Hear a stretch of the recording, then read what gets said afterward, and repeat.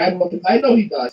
I know he worships them, and it's hilarious. It's hilarious. Is he? I don't know. Is he a Gen Z or is he a millennial? I think he's a millennial, a younger millennial. I think he's a younger millennial. I don't think Samantha's in her 40s. I like. Let me see if I can find her profile for you guys.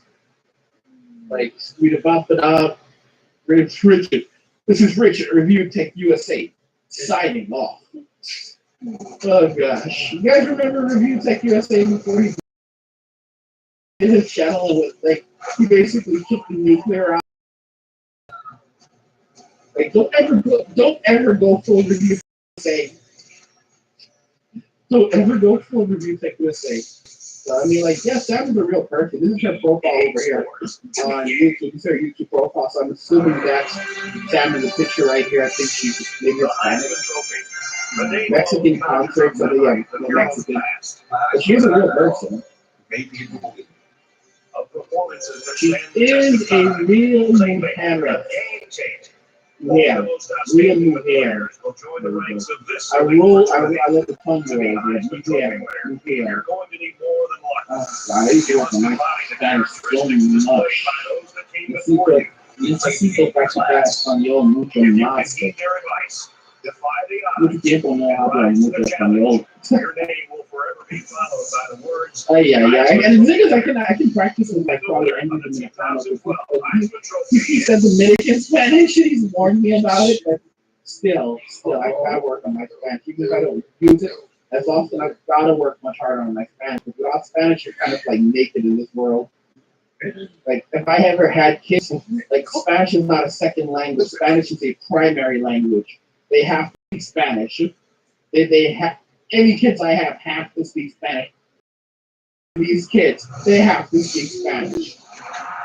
After Mexico, living in a Spanish-speaking country, you learn just how naked you are in this world without Spanish. Spanish is the most spoken language in the world, not Mandarin. China is just one country, so yes, because China has so many people, it's they try to say, oh, it's the most spoken, Mandarin is the most spoken language in the world. It's not. It's spoken in one country. Spanish, on the other hand, is spoken in more countries than any other language in the entire world. So you need to know Spanish. You need to know at least enough Spanish to get by. Everyone has to know Spanish. Everyone must know Spanish. That's just how it is. I'm just being so real with that. Let me see, let me see if Sam said anything. Okay. She did respond. Sam says,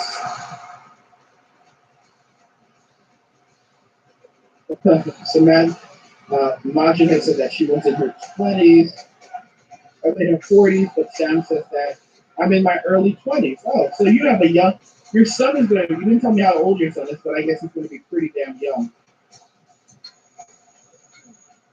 I think your son is only a little kid right now. So you still have time to prevent him from losing his masculinity and going downhill. And you are Mexican, right? I think you're Mexican. I mean, I lived in Mexico, so honestly, there are some I forget the term, machismo men, very masculine men in Mexico still. You should maybe have those men in your family. I would introduce, there's still masculine men in Mexico. I would introduce your son to those men. Like, if you're a Mexican and you still have connections to Mexico, I know you might not like the idea, because I know a lot of Mexican guys can be crazy, but compared to like American men who are just straight beta males at this point, and again, I'm not saying Mexican men are perfect, but you can find, I get it. Again, I lived in Mexico for a very long time, pretty long time, but I know I'm not saying that all of the men there are perfect, but I would say that you have a better shot at finding even men that may be Mexican men that may be living in the U.S. You'd have a better shot at finding better role models among these men. Let them spend time with these men if you have them in your family, and go from there. Because American men are just simps at this point, are broken, But yeah, I would honestly take your son to Mexico I would take your son to Mexico. I'd have him spend more time in Mexico. I'd have him, because it's just a better quality of life. I don't know where you are from in Mexico. I don't know where your family may be from, if you even have connection to the country anymore, you know. But I would definitely say looking for like family members, male Mexican family members. If there's still some men where there's still masculinity in Mexico.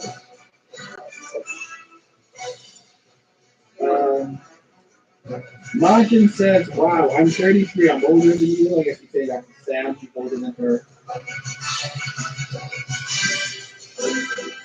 Galan says, "I know zero Spanish." Yeah, Galan, you need to learn Spanish. You need to learn Spanish. Let me tell you something. Knowing Spanish is an amazing tool.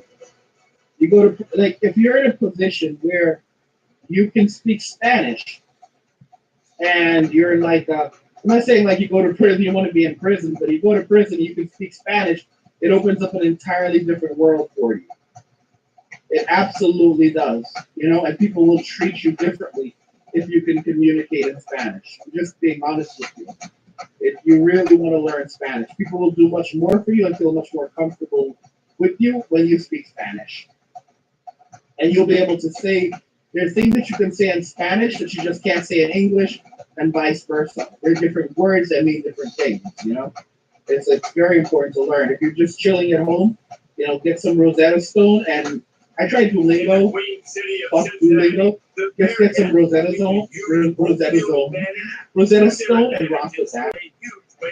Time for ESPN's college football. Brad Nessler and Kirk. I'll tell you right now, like my nose is so.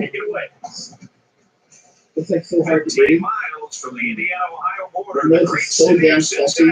This is Nippert Stadium. It is so stuffy. Football fan Brad Nessler here, along with Kirk Herbstreit. She sent me a private message and said, "I was born in 1990. I rejected many men in the past, but now I realized how wrong I was. Back then, people kept urging me to get married, but I wasn't in a rush. Not because I had a small social circle or was too busy to meet someone, but because I felt I hadn't met anyone who truly met my standards. So I kept going on blind dates again and again, until finally I met someone who seemed to meet all my expectations. I was happy. I thought I had finally found someone and could leave my single life behind. But what I didn't expect was that he had no interest in me at all.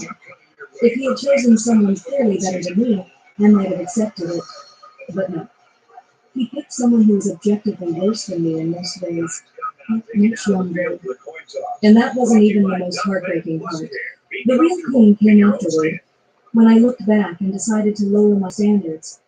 But even then, men still weren't interested in me.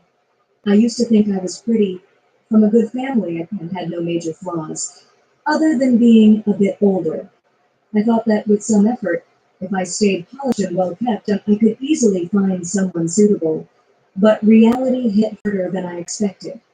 I deeply regret my past choices. Unfortunately, time doesn't rewind, and no medicine can cure regret. Realizing this dash was my most painful moment. Now, she wants to ask all the men out there, do you really find older single women unattractive? Is that truly how it is? Let's start by exploring why. Older single women often remain confident despite being alone.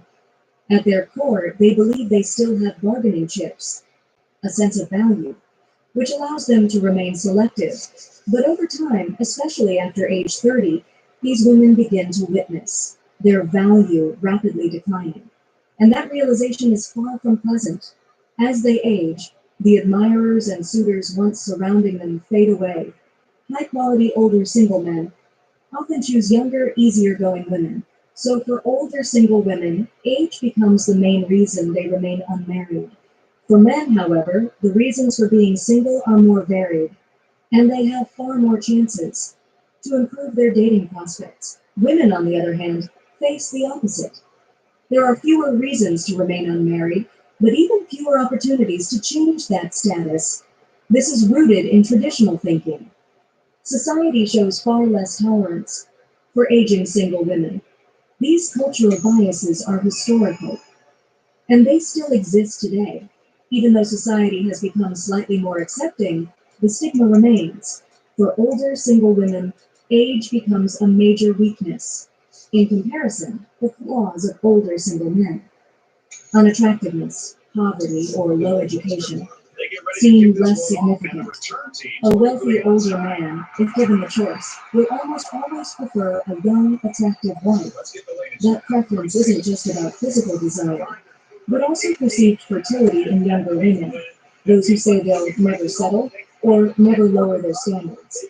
Often don't realize the long-term cost of that mindset. In our country, the average life expectancy for women is 80 years. Most women enter menopause around age 50. At that same time, their parents are likely aging or passing away. For older single women, age 50 marks a major turning point. The value they once relied on turns to dust. The confidence they clung to shatters, and that's the moment they truly enter old age. For the next 35 years, they'll likely face life alone, without parents, a spouse, or children. They will have to shoulder everything themselves. That's why the no compromise mindset must be used within its expiration date. For young single women, youth is their most valuable resource. Their sense of power and control comes directly from that time-limited asset. But once they pass that critical age, once their value expires, everything they held no longer matters. The cards they once played become worthless, and their ability to control the situation vanishes. In such circumstances, if an older single woman lacks financial security, she will struggle to live even a relatively stable solo life. For the next 35 years, this harsh reality is what pushes many older single women toward a far less than ideal outcome. Fools, I didn't cry during arguments. But when I read my dad's message, I couldn't hold back my tears. Right now, I'm at a matchmaking market. I came here hoping to meet someone, but no one has introduced me to anyone yet. All I see is a crowd of people standing around, watching me. No one takes the initiative to approach or introduce anyone. Some people just glance at me, sneer, and walk away. They all say my standards are too high. But I think my expectations are actually quite reasonable. They I think my expectations are quite reasonable. So people are glancing at her and staring at her and laughing at her, and she's still standing out there at a singles market, literally refusing to accept that you're being rejected. And she has this extreme confidence as an older single woman that she will get exactly what she wants, even though that it doesn't align with reality. And many women will hold on to this delusion to the end of their days. say it's very difficult to find a man in Shijiazhuang who earns over 10,000 yuan a month. Now I'm starting to feel really discouraged. Over the past 2 days, I've received a flood of phone calls from strangers. Some are distant relatives I haven't spoken to in years. One even came from a matchmaking agency. While I was still feeling confused, my dad called me. He said he had registered me at a marriage agency and told me to answer every call, respond positively, and introduce myself properly. When I heard that, I was honestly furious. I told him, I've never once felt desperate or broken because of not finding a partner. So why do 90% of the pressure I feel come from you? Every day I'm unhappy. Not because I haven't found the right person, not because of career struggles, but because of the relentless pressure from you. It drains me, it makes me suffer. My dad was silent for a long time. Before he explained why he did it, he said he feels incredibly guilty. He regrets turning down all the past introductions, thinking I was still young and had time. Now that I'm struggling to find someone, he blames himself. Yeah, guys, this is what I've talked about. I talk about this constantly where fathers, a lot of these fathers is where their daughters believing that their daughters are too good for most of these men, and they should basically stay and focus on their careers and go and get a medical degree or a PhD or both of those degrees. And now these women, they're not very good with relationships. They have no real social. They don't know how to provide. They don't know how to be a wife or a mother.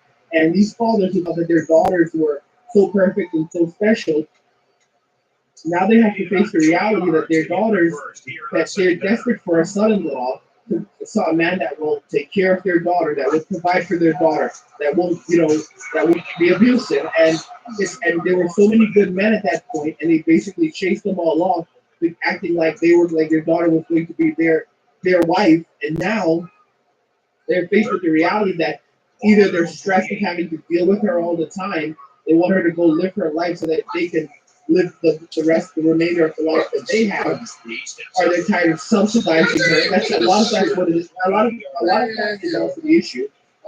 They're tired of having to pay for everything. They're tired of having to spend all this time and effort in old age now taking care of her. And they also realize that they're not going to be around. Some of these people are like 70 years old.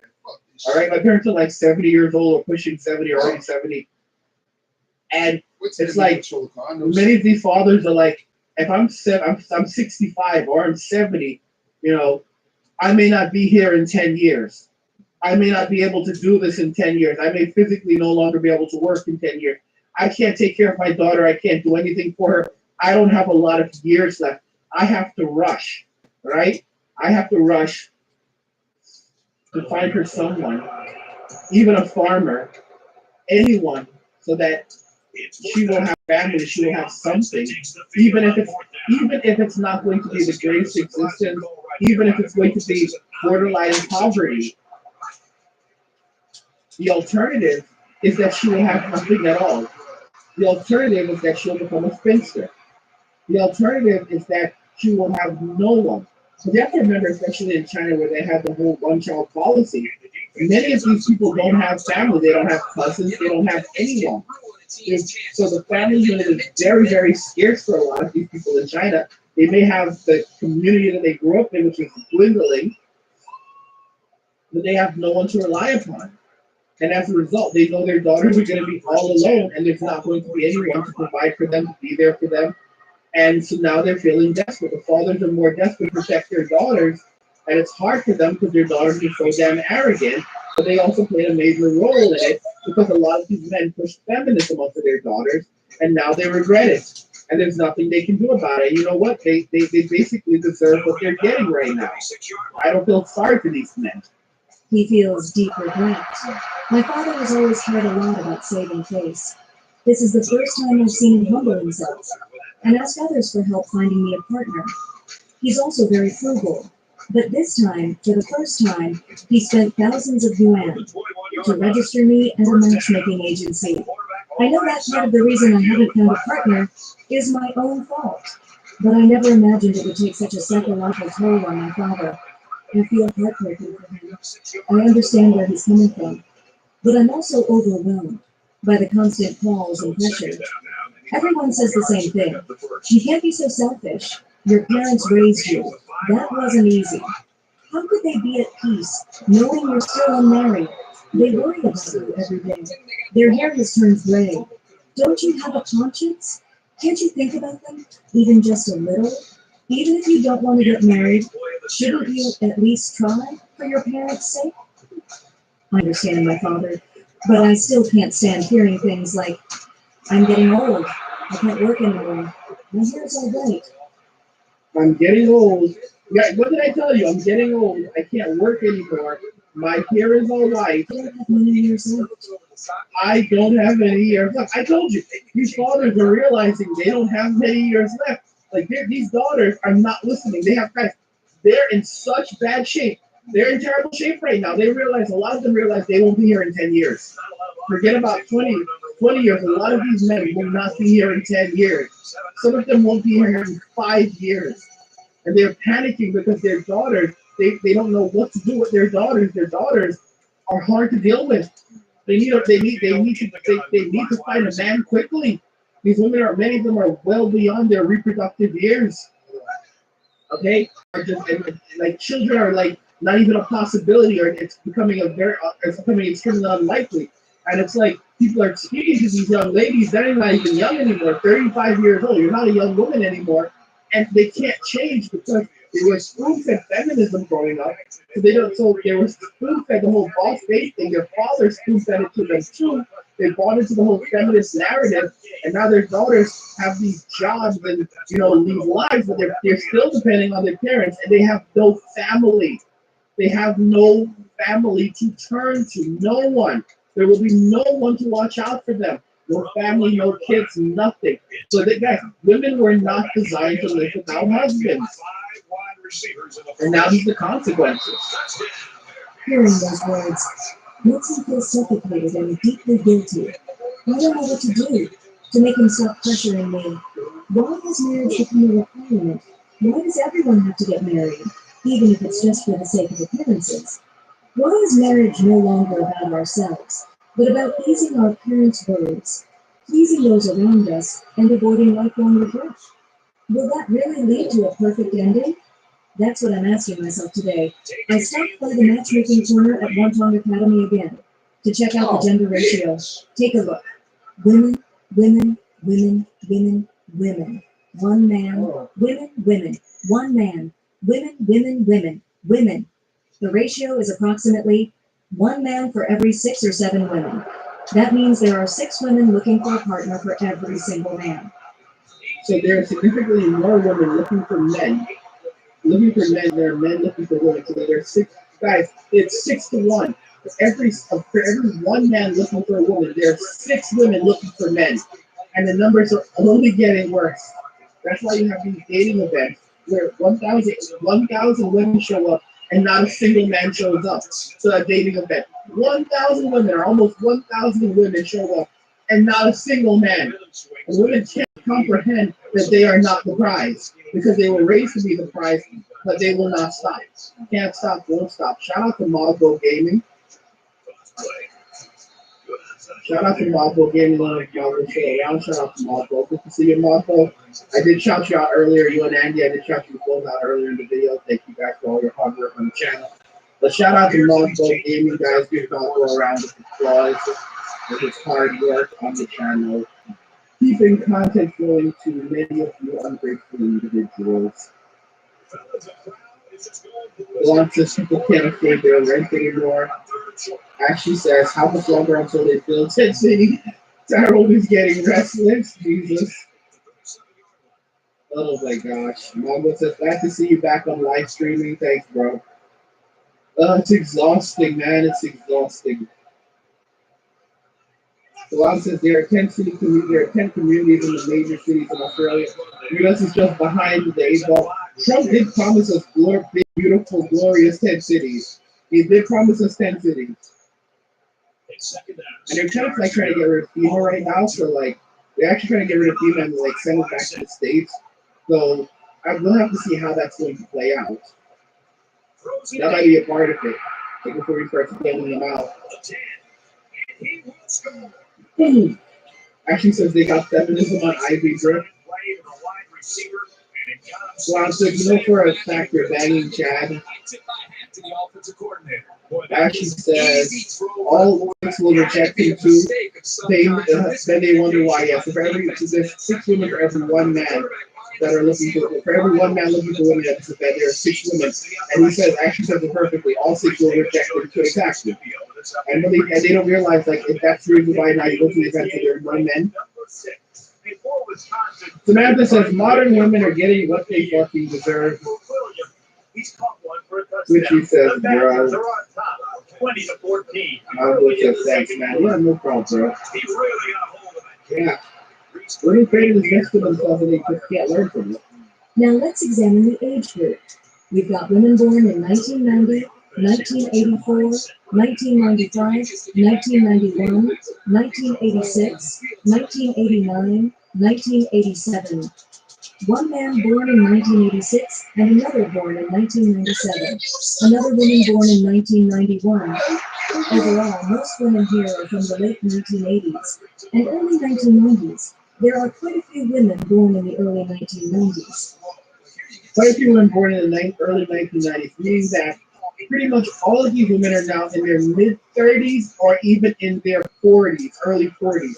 So most of these women are in their mid-30s or early 40s, and they're either at the very end of their reproductive cycle, which is 35 years old. After 35, it becomes the geriatric pregnancy, or they're in their 40s, and that's pretty much the chances of them actually getting pregnant and having a baby are very Muslim to none. And even if they can have a child, there's going to be a lot of risk carried with that.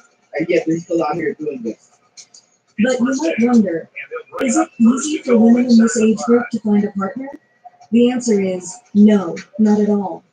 Why? Because when I first stepped into Wonton Academy earlier, I overheard two parents who came looking for partners for their children, saying that a girl born in 1996 is already too old. To them, even someone born in 1996 is considered over the hill. When it comes to women, who receive the most attention or are seen as having the best chances in matchmaking, it's still the younger ones. People can't comprehend their own biology, that they're now too old to have children, and the parents that come to these events want grandchildren. They want a woman who's younger, fit, feminine, friendly, and that's going to be able to produce children. These women cannot understand when they're mid-30s or in their 40s now, 45 years old, why men are not going to marry them. Why don't you want an old single woman? You know, is there a problem? And it's like they cannot comprehend, bro, you cannot have children. You are not fit, feminine, and friendly. You have all of this emotional baggage. You have way more demands than a younger woman is going to have. You are not agreeable. But I just don't understand why you don't. It's like you tell them everything, answer it exactly to them, and it'll just go in one ear and out the other. Because unless you're lying to them, they're not going to listen to you. Born in 1998, 1997, or even the early 2000s, these younger women attract the most interest at matchmaking firms. Meanwhile, women born in the 1980s hardly get noticed at all, with so many older women showing up here, and most of the crowd being women. This can be a truly disheartening experience. I genuinely feel this environment is unfriendly toward older women. In such a setting, it's easy for them to feel defeated. The story of leftover women in China is not just a personal struggle, it's a painful social phenomenon. The causes go beyond women having high standards when choosing a partner. There's also social pressure, a gender imbalance, and deep-rooted cultural biases. Many women, only after realizing that their youth has passed, start to regret missing their chance at happiness. But by then, it's often too late. However, this isn't just their story. China is facing a sharp decline in marriage rates, which is triggering a series of cascading effects at an aging population, a falling birth rate, and serious socioeconomic problems. The declining marriage rate is not just a private issue. It's a wake-up call for society as a whole. Share your thoughts in the comments below. Your opinions are important and valuable to us. And don't forget to like and subscribe. For the most part, historically, men found their self-esteem through mutual purposeful work, and also through protecting their families. So what we've done is we've taken their purposeful work outside the home away, we've made their purposeful work stem with children, and we've lowered the testosterone. So if you look at it and say, we're trying to switch, it's like a social experiment. We're trying to change something that's taken thousands of years of evolution to create in just, less than 100 years. And it's problematic. What is up, everyone? My name is Carlos, aka C. Welcome to the C Talks channel. If you're new to the C Talks channel, stop what you're doing right now. Don't forget to like, comment, share, and subscribe. So at the beginning of this video, I played a clip from Diary of a CEO. I'm going to link the original video in the description of my video. That was Stephen Bartlett and Erica Commissar talking about the current state of men in 2025. So if you look around, you will see in modern times, men don't really have a place or a role in society. Women have gotten more educated, they are going to college more than men, they're getting high-paying jobs just like men. The more time goes by, I kind of feel like there isn't a place for men in society. This is an incredibly bad thing. Men are being robbed of the ability to be men in modern times. All of this is socially engineered. Women are being elevated in society, and men are being stripped of opportunities to be men. to be providers and protectors, which is what makes them feel like they have a place in the world. This is catastrophic and this is terrible. Erica, the woman talking in that clip, says, historically, men found their self-esteem from meaningful and purposeful work and also from protecting their families. Men built the railroads, they innovated, they invented. But if there wasn't a place or opportunities for men to do this in modern times, what do? Do they just sit back and withdraw from society? That's what they're doing right now. That's terrible. Modern society is pushing women to go to higher education, to go to college, and to get high-paying jobs, which were originally held by men. So Erica, the woman talking in that video, says that more than 60% of universities are women, as well as graduate schools. So women are dominating higher education. There's more and more of them every single year.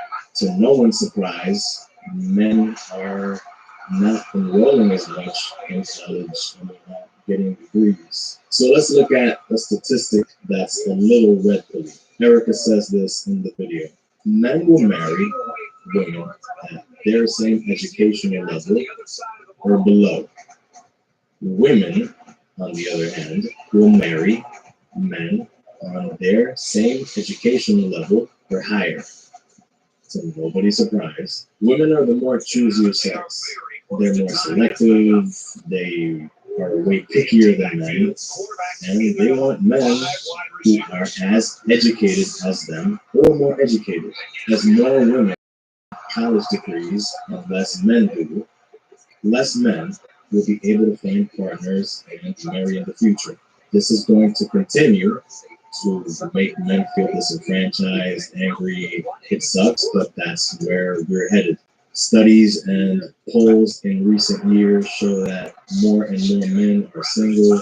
They are not reporting being in relationships. Women are still reporting roughly like the same percentages for being in relationships, but men are really destroying when it comes to this. You can't change biology in a couple of decades. Yeah, guys, it is what it is. Women made this decision for themselves, and you're gonna have to just live with it. And I'm not crying for them. I'm not crying for them at all. But guys, what do you think regarding all of this? I mean, this is a very interesting situation. Leftover women are able to wander the streets now. We got these women out here who are like, well, I'm lonely and single. I don't have anyone to come home to, and I basically just wander the streets alone. Do you agree that this is going to be something that continues into the foreseeable future, when most of them have missed their chance and they're not going to change? Let me see here.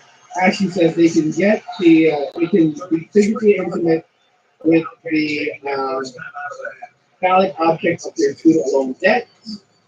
Yeah, Sims are definitely enablers. He says, I fucking hate Sims so much. They are the real enablers. They are absolutely troublemakers. They create all this. They're very much the reason why we are accepting so much. But guys, let me know your thoughts and we'll talk about it in the comments. You've got a nice long stream. Like the video if you like it. Don't forget to subscribe. And if you like the video, share the video. And just remember that all roads lead to MWA, Milwaukee Way. And shit. First down.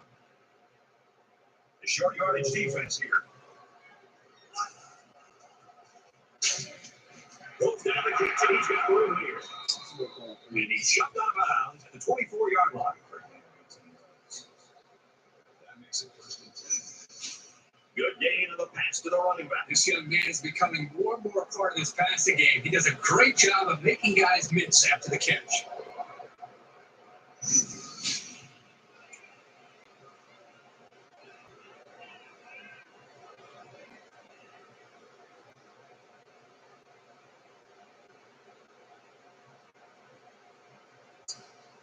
We've got a first and 10. Ball on 24.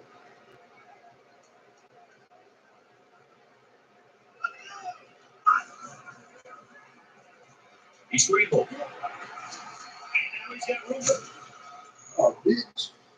run. Nice for extra yardage. A little laundry on the field, and we'll find out whose it is.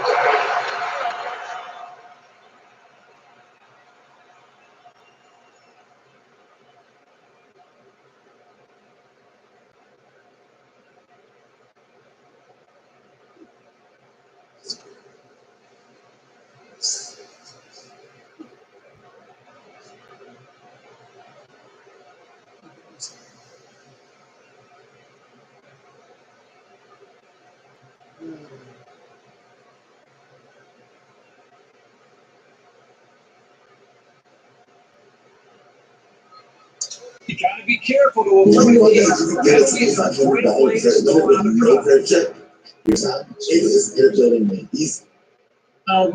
So it depends. You tall and you like. Yeah, that's it. That's what it depends. Like I said, the superficial bull guy. That's everything. The gratification. That's what we hear. Too much challenge. So it's first down and an eternity. They're trying to stop the run here with a goal line defense. He goes out of bounds. Down to the 46-yard line. That's good for him. Time for an update from the studio. Reese, what you got? The Hokies enter today's game ranked second in the nation, and knowing that they have a target on their back.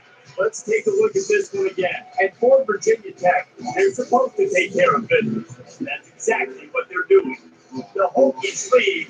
It's Well, it seems like every year we have one of those games where there's upset specials, and that one would be an upset.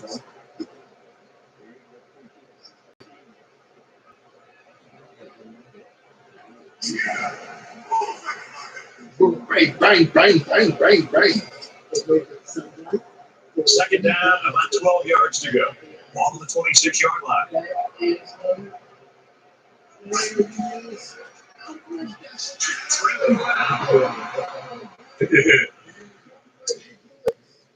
Northwestern is going to have to use their second time out of the hat.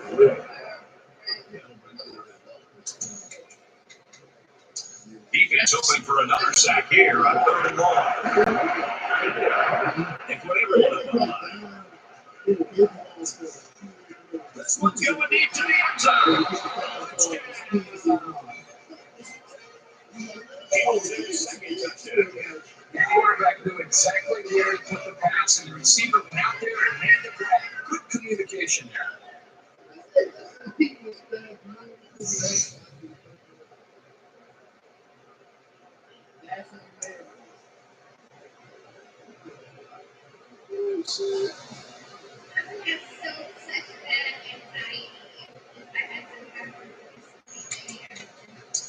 Oh boy. 21-6.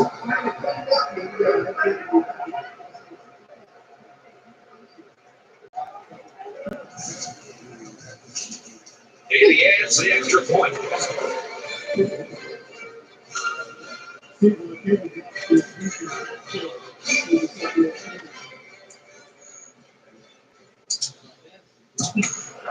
This brother here. Northwestern to kick. And he got all of this great kick. Oh, bitch. Oh, you motherfucker. Hold on, bitch.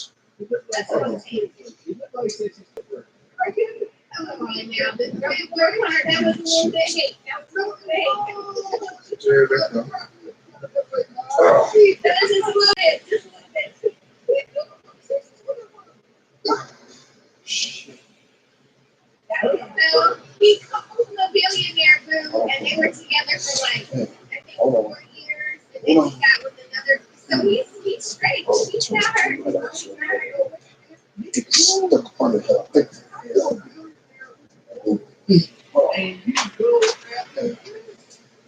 Don't pass this up. This is like, if you can buy, you should buy it. You would buy it. You would buy it. She's a billionaire. She's a billionaire. Y'all say that she was older. This is the perfect example of what y'all say. Y'all say the women have to pay to play, and she ended up paying to play with him. Okay, I see what you mean. Okay. All in here.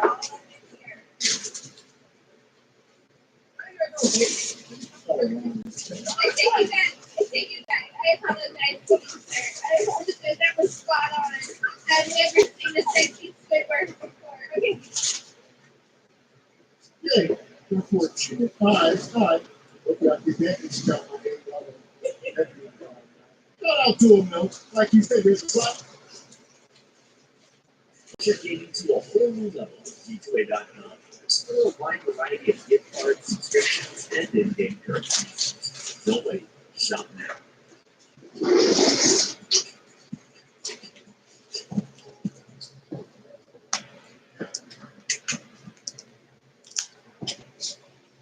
There's power in the word no. At university clinics, there's no application.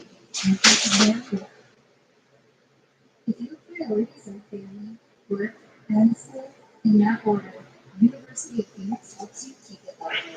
With up to 17 opportunities a year to start your degree, and an online classroom that's accessible 24/7, 365. You'll have the freedom to live your life and the flexibility to pursue your goals. Really love University of Phoenix.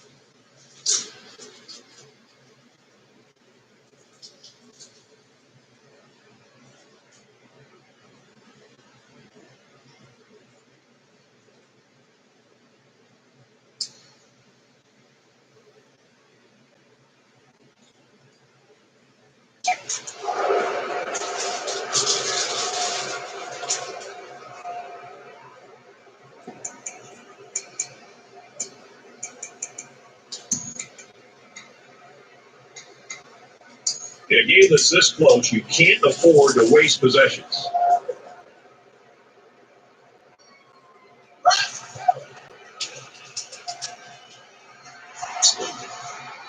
He's tackled around the 31-yard line.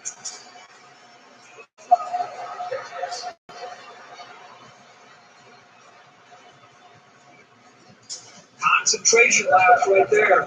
The coaches will be giving them an earful for it, too. Cincinnati will take their second time out of the half.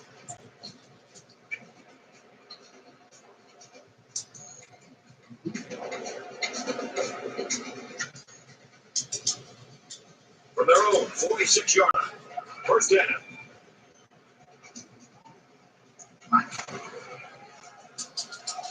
He sails it on.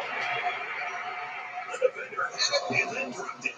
Well, this is a great play by the safety to be able to be in a position to make this play. But he's got to be able to hold on to the football. You know, he's a big, physical, athletic guy, but he's got to be able to secure a football and make a big play when it presents itself. He heaves it. Oh, boy, almost intercepted. They're using their third and final timeout.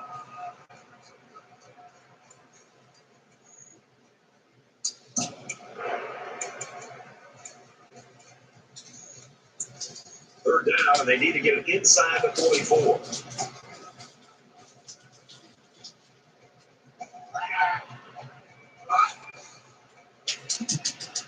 He lets it fly. The defender has his hands on it, but it's incomplete.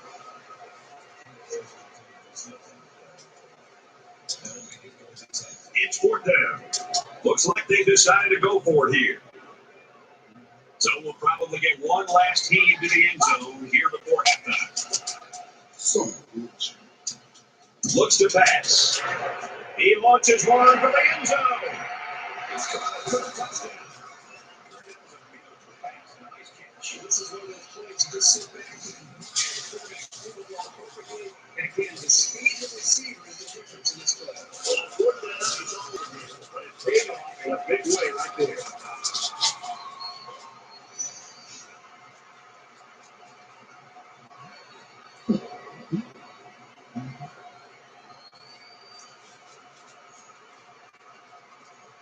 The kicker on the field will try to put his team up by a point. And he hits the PAT.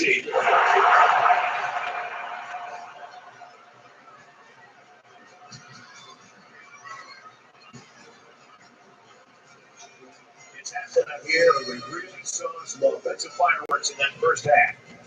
Cincinnati up by one.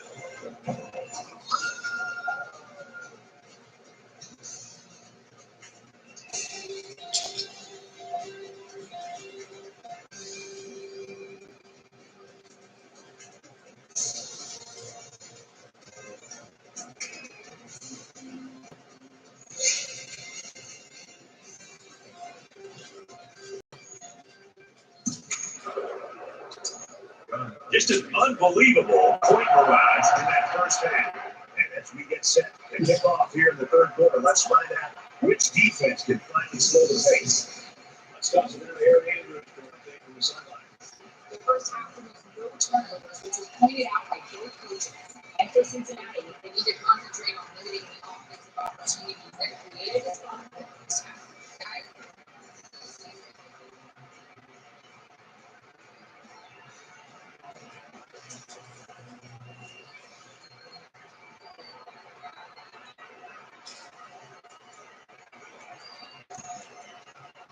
This drive will start at the 25.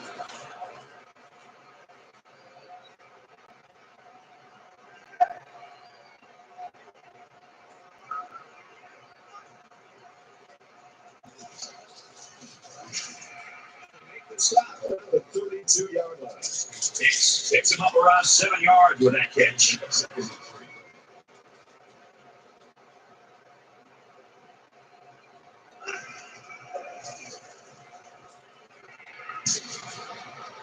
the 41-yard line.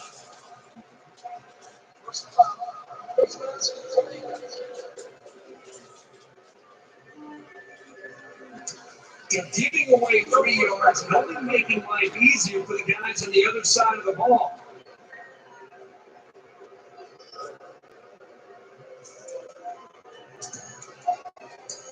From the 26-yard line, it's first down.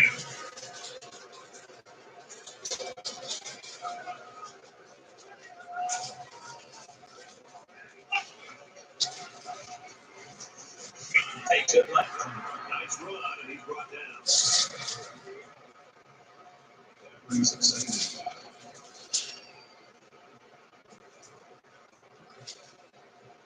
5. He may have changed things up here. Henry set to go to the air. Picks it up on 3 yards with a catch.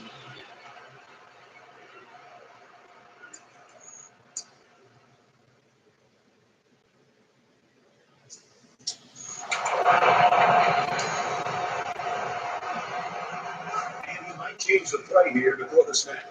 Look at the throw. He's taken down at about the 11.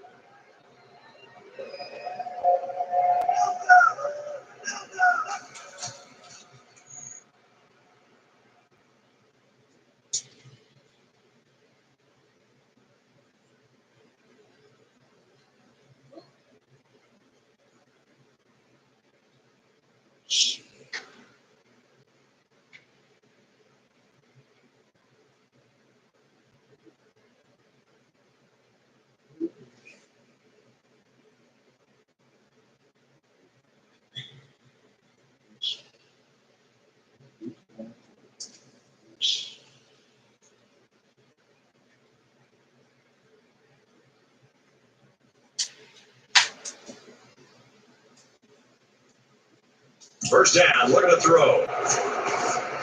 He gets rid of this one. I just think these quarterbacks got to do a much better job of being able to read that defense and make quicker decisions. And especially when the defense starts to get pressure, you've got to either get rid of that football or check it down or take off and run it. It's second and 10. Ball on the 11. Tackle made around the 3-yard line.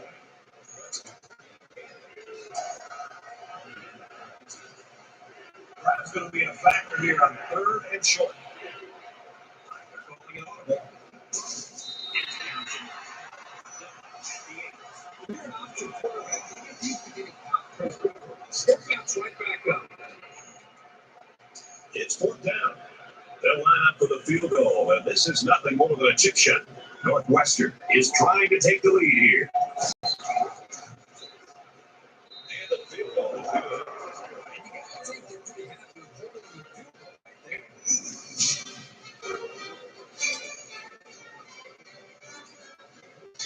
Well, apparently this return team just doesn't trust the kicker. They're in an onside kick formation. He's to the 10. Tackle the 13-yard line.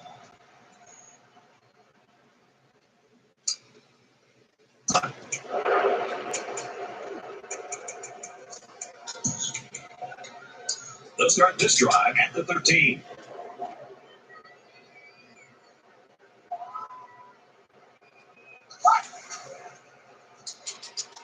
He throws it.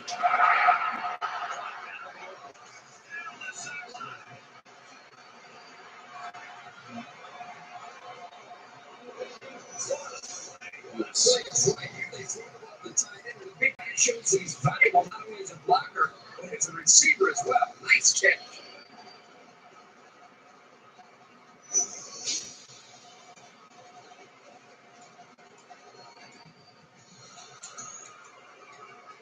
And the big pickup through the air has made it 1st and 10.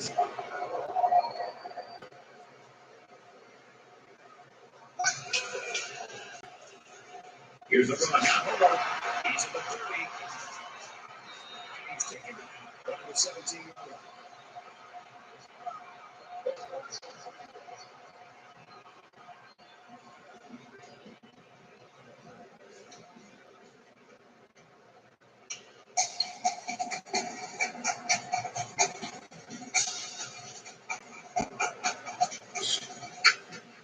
what a $30 hotel looks like. So it's actually a 4-star hotel, and it took me literally 15 seconds.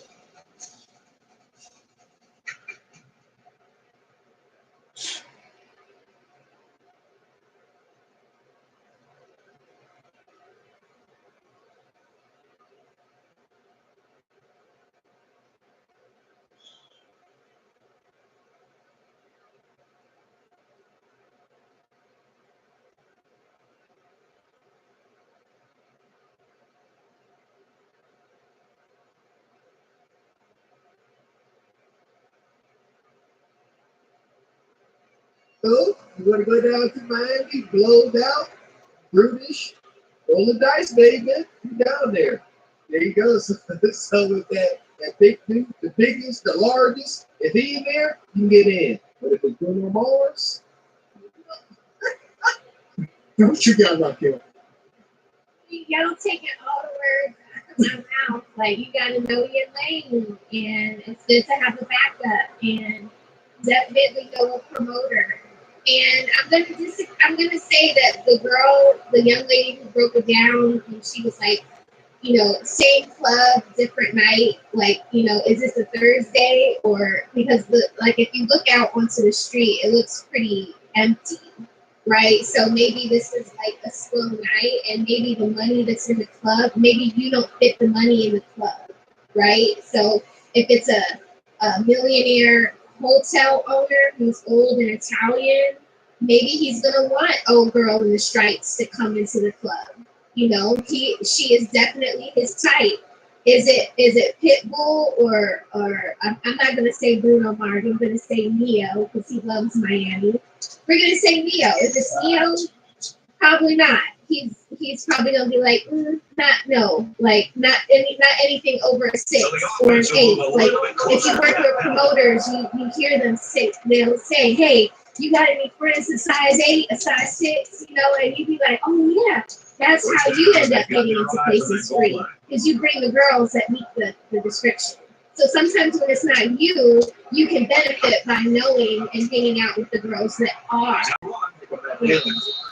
Well, no, not like them that damn. Just like you have friends that, It looks good. Yeah, And then you may be laid out, but you get in like Del Reese and all that. right. Well, not like completely, because you're not like taking money from the girls, but you're benefiting from the good time and being able to be in the club, although you don't get the standard. I mean, I don't think young ladies that are just trying to party are that forward thinking like Del Reese. Okay, now me, yeah, you know what I'm saying? Who want to go to the club? Yeah, I was thinking like young hustlers and Mr. Carter back there at restaurant. It's not quality. There we go. It's delightful. You might be a video or a video like that. And it might be, and I'm thinking that you have to have a fake connect. Okay? But that means when a crystal ball meets you in your life, it's given. Everyone may be, all right, in this spot, they may want to go back, they may want they may want the Latino. They may want the black girl who looks like way to the ambiguous girl. I'm going there, sir. We're having a real conversation. Oh, this girl, and yes, discrimination and local places. More unfortunately, but some cities have been translated into a very narrow and unspoken standard to be visible and unavoidable. But it also raises in cities like LA and the city and access isn't just about activity. It's about how quickly you get to the dominant breeding standard for an activity. And that standard isn't structured through race, size, texture, tone, and economic discrimination is never. Racism is never. The left is about what it teaches us about talent, and power, and image building spaces. What happens is good, but it's also very important. It wasn't a question of adapt to the culture of the city, or do we move with the subject and not talk? We want to have that part. So, like Eddie said, go with you celebrate it. Why do y'all want to force square pegs into round holes? All right, this is what it is.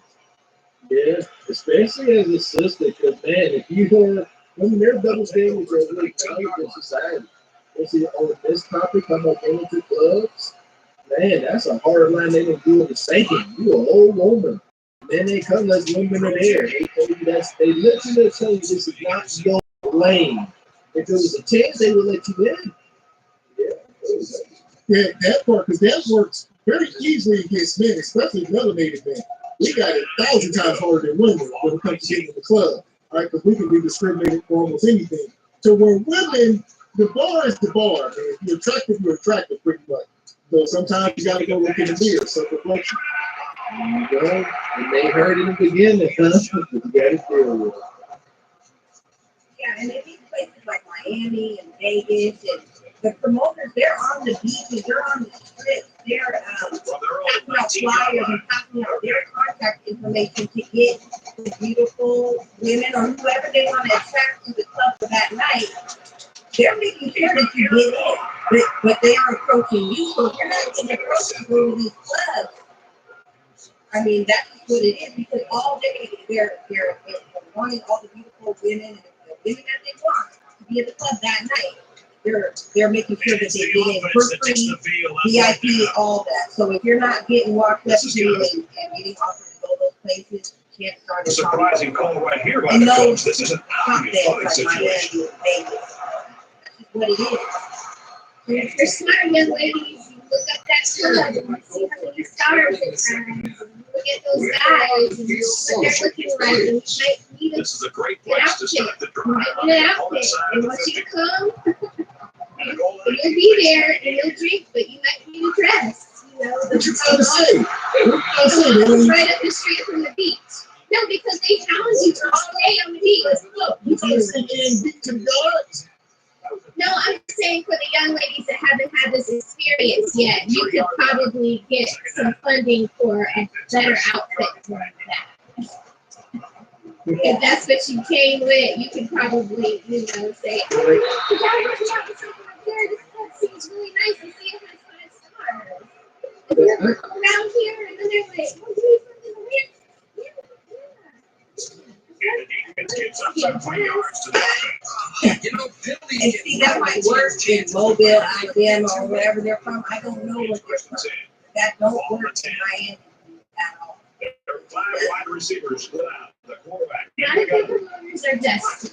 But if the promoters are good promoters, that's why I said you gotta look at what are they like. Are they like treating you on the lunch that afternoon?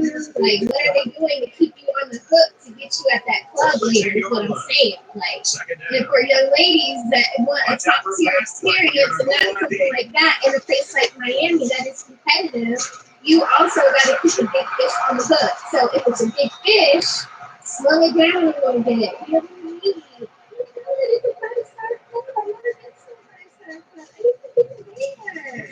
None of my dresses are good enough. no chance of being. And these seem like And probably. then you disappear. You disappear right before 2 a.m. You disappear. Hey, listen, these women, this was probably their first time in Miami.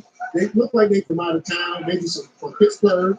All right, and they're like, look, I get in the bar everywhere I go, no problem. Miami is a different world. Ain't no 50 cent shots in Miami. You gotta go back to the hood, the back of the country to get that. You live in a major city, right? You live in a major city. You live in New York. You live in Miami. You live in LA. You live in DC. You live, I don't know, Houston, Dallas, right? But there's, I'm just going to probably country. New York, Miami, LA, right? Even Paris, we'll go across the border. Within each city, there's this unspoken rule when you go out to work, okay? Depending what circle you're in, is an unspoken rule. And usually we know, okay, we're gonna, some girls, we cherry pick, we're going to this spot in New York, we're going to this spot in LA, I can always say Empty backfield. Sarah, Amanda, and Tia. Maybe I can just take those two girls because I know Sarah, Amanda, and Tia is not going to. Not only are they going to come with it, you may consider them as that means they're always dressed up, they're always done, right? They keep their makeup on, the body is cute, right? So these girls put together. Then in other cities, it's not really about being put together. And I'll say this, women, y'all ain't real friends, y'all ain't loyal. One thing about men, we don't roll like this. We don't bring our dog anywhere with us. I used to have a boy back in the day, we knew he ain't had no money, but we still called him. Coming out tonight, like, yeah, we knew we had to pay his way. We knew we had to buy him a couple of drinks, but he was rolling with it. So women ain't like, y'all sisters, y'all don't like one another. Yeah, sisters go theater club, go together, trying to really help their girlfriends get a guy. look at Raquel get triggered with that. See, guys, we going together. It's like bad boys. We ride together, we die together, man. Y'all are missing a very important point here. Ashley said if you're going to LA, New York, or Miami, like this is the problem of what y'all are saying. If you invite the friend that's going to be ostracized and they're going to make her feel bad, why are you bringing her? A bad friend would bring you and let you get told no. A good friend would be like, we're going to invite you to the water rafting trip in Tennessee, Chattanooga.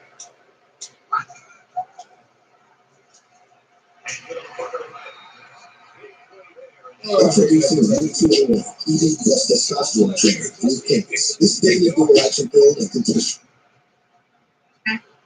She just down, you know, she doesn't work out financially. She's like, you know what? And y'all know as her girlfriend, like, you be giving when you dress up. You know what I'm saying? So y'all dress her up, be some friends. Get up there, nothing. So we gotta get okay. So listen to what you're saying. You're saying that I have to worry about my hair, my outfits, my shoes, all of that, my makeup, all of that. Then I have to also worry about my friend's shoes, hair, makeup, and all of that. If she's down, she's not gonna be able to get a new install or go and get her hair pressed out. Here's the thing, it's all about trying to attract somebody. That's what it boils down to. You don't want to take the person because she's not going to be able to attract those guys. But here's the deal. There's always going to be low-hanging fruit men. It's like the women. So that's why we'll take on board to be our wingman.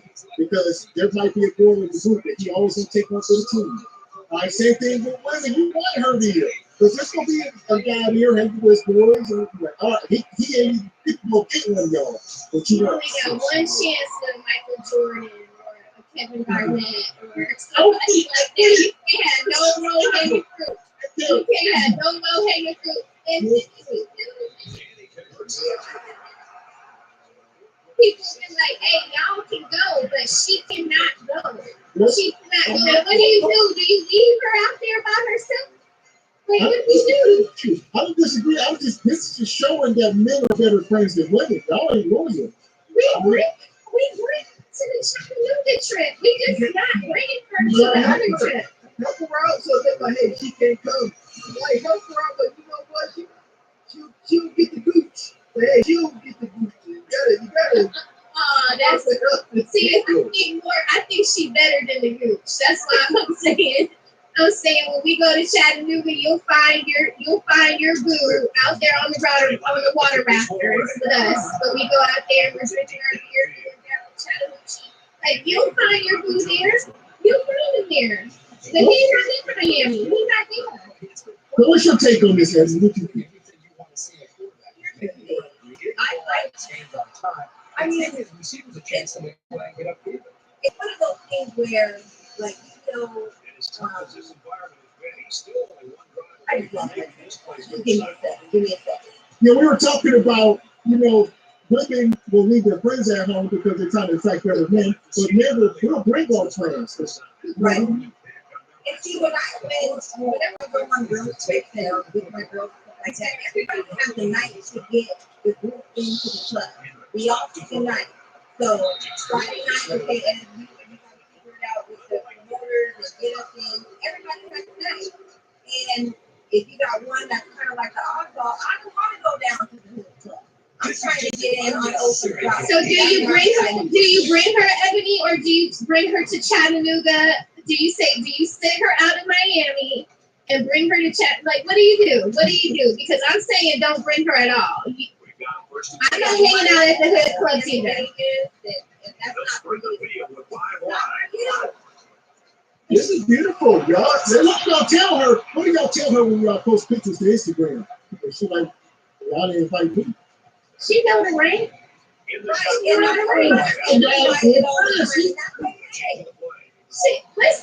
Listen.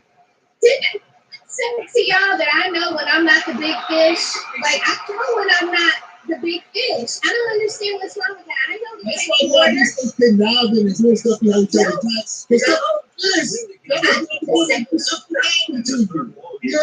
Same friend since I was 12 years old on my page. We picked each other at 12 years old, and we've been rocking with each other at 12 years old. We told each other, don't get blown out.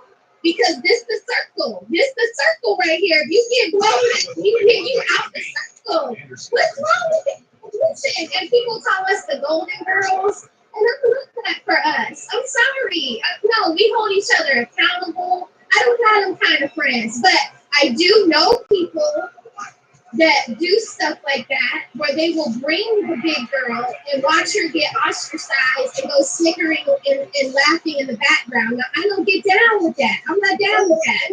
Or they invite the big girl out and they watch her get her cheeks clapped. So nobody else get a man that night. But the big girl is the low-hanging fruit, and she go home with somebody. They're like, how she get a man? There you go. That's what can happen, sisters, in that hood club.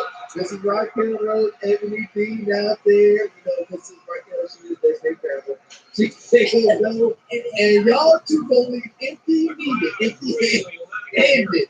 And big old look at that t-shirt will get one of the local B-boys. So it makes sense. That's a real He did all that for her couple sacks when we could have just paid the $60. Like, come on, man, no. That's why you don't bring her, so she don't do that. And then she has another notch under her belt, and you were the person that was enabling her to do that. No, just leave her at home and bring her to the things she qualifies for.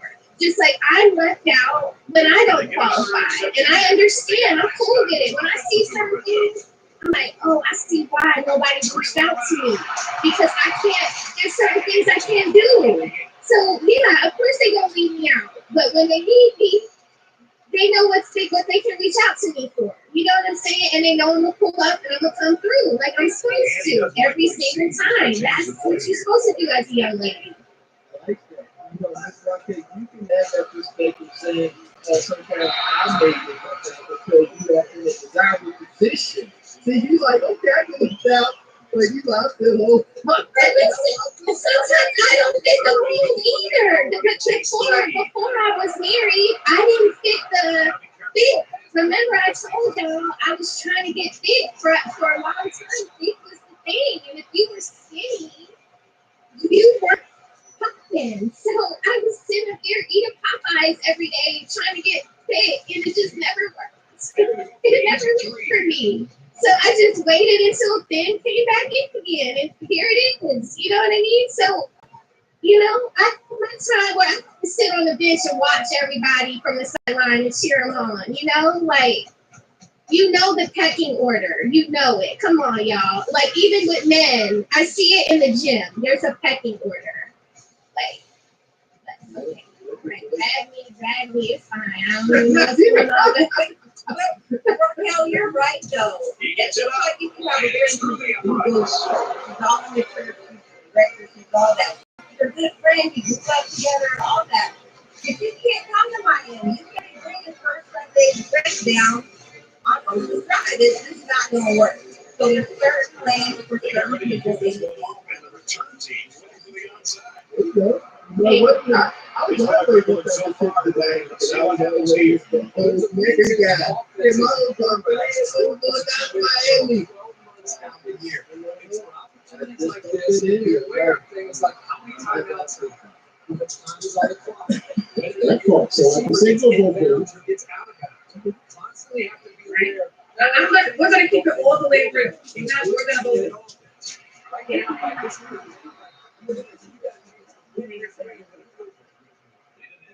And I'm not just saying a This person. defense has a lot You of might speed. need a They're all over you it.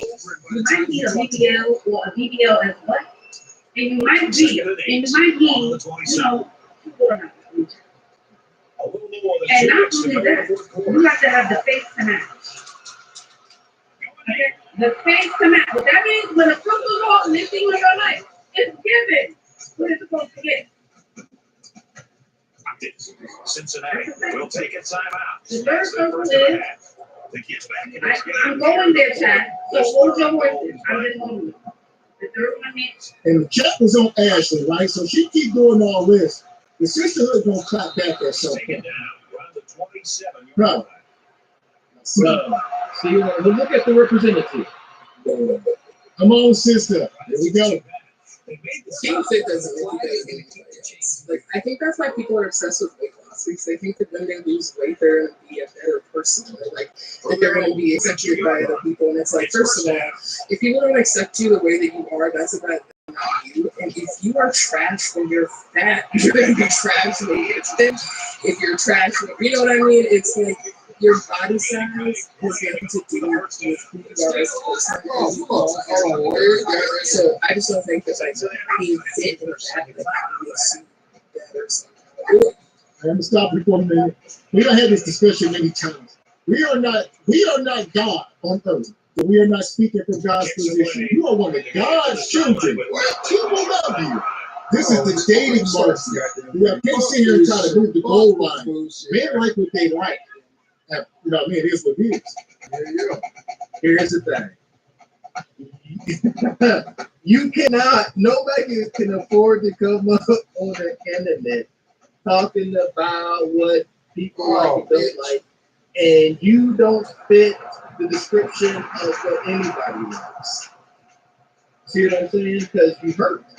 Because you hurt now. You see us we talked about this. Somebody came up here, you know, feminine. And, you know, hey, you know, I'm saying,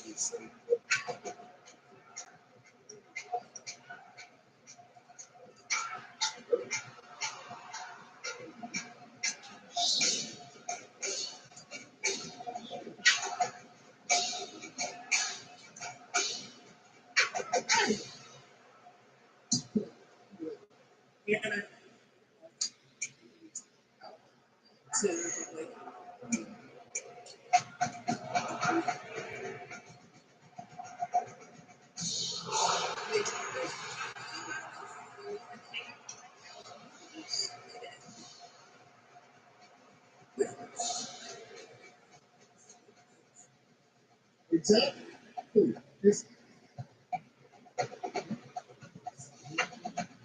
like desired results. But if you're not going to voice for yourself, it's not open to it.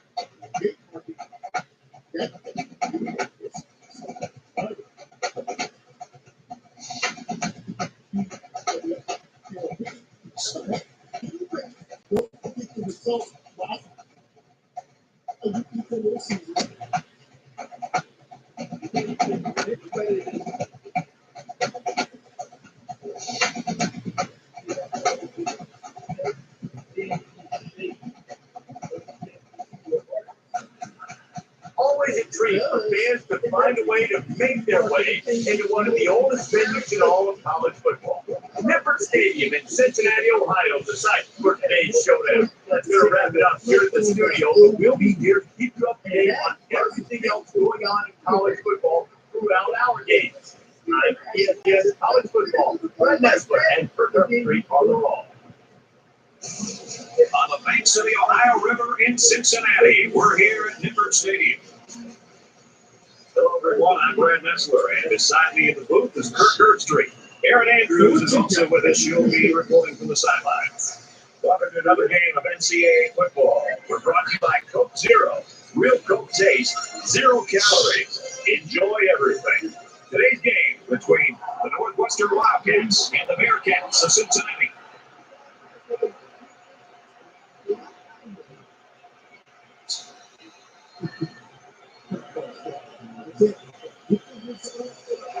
You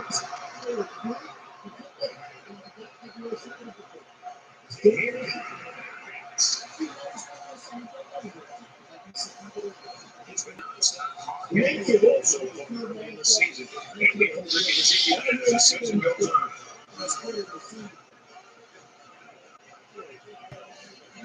It's time to point toss now, presented by Coke Zero. Real Coke taste, 0 calories. Enjoy everything.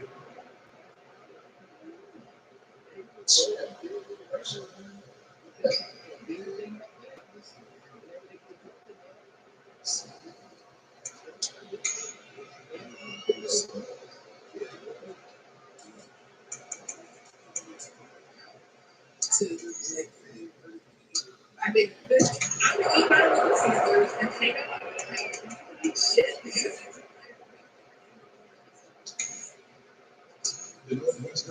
Well, apparently this return team just doesn't trust the kicker. They're an onside kick for me.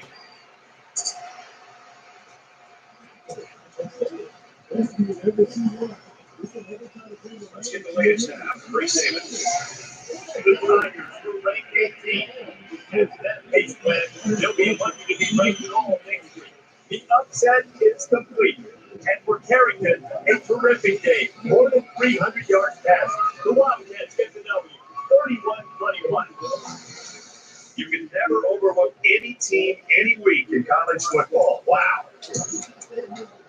For Cincinnati, what should we be looking for from them today? I'm going to go with some spread formations, but there isn't too much emphasis on either the run or the pass. They'd like to keep things even, but use the formation to keep the defense off balance.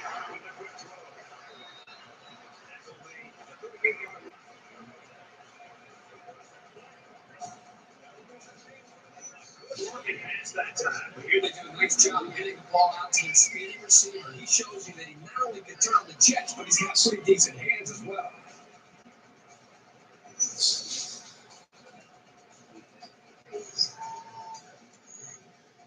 No babies yet.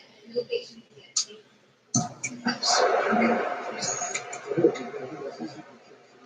Well, I've seen some strange things in my day, but never anything like this.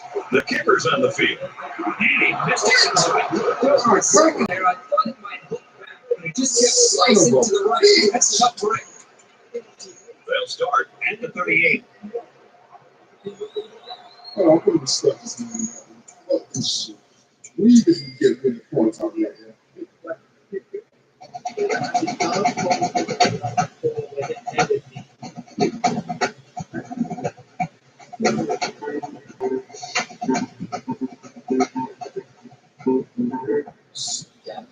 One of them is around the subscibe.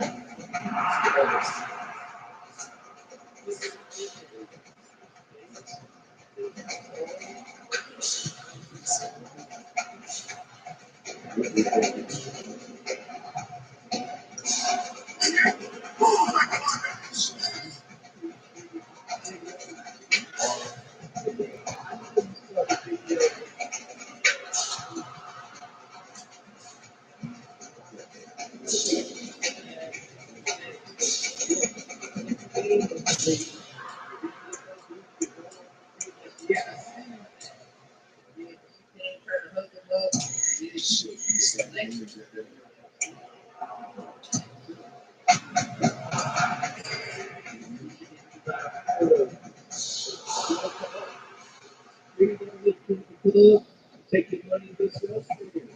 Take it first.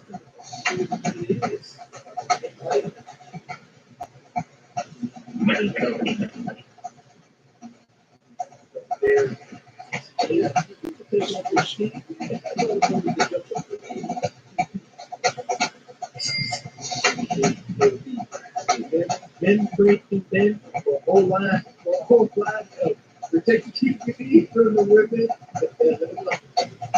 I laugh back. My boys.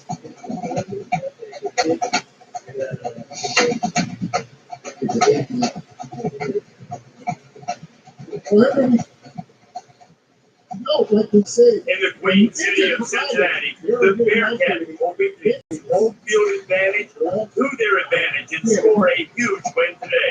I'm for ESPN's college football. Brad Nessler and Kirk Herbstreit will be on the call.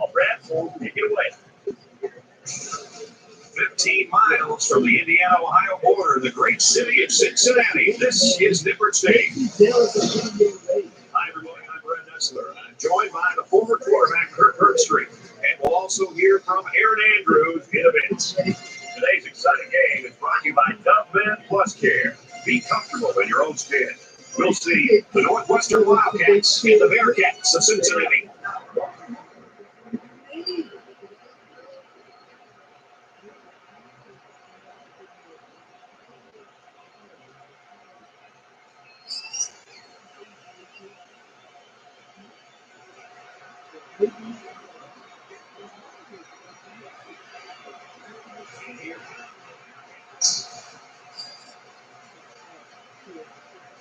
The season continues, and we're here ready to bring you what appears to be another fantastic college run in Bentonville.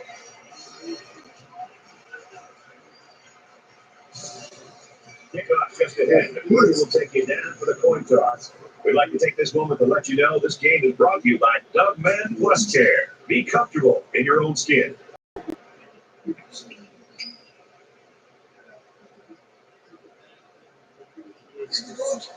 See, this man here.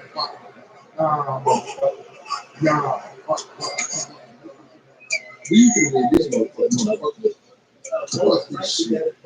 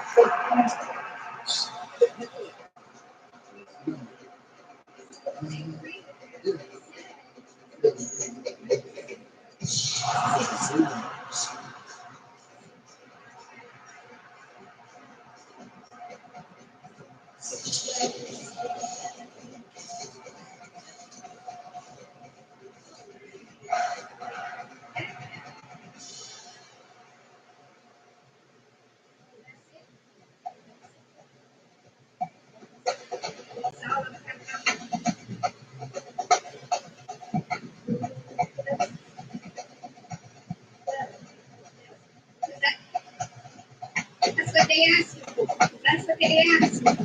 You know what that?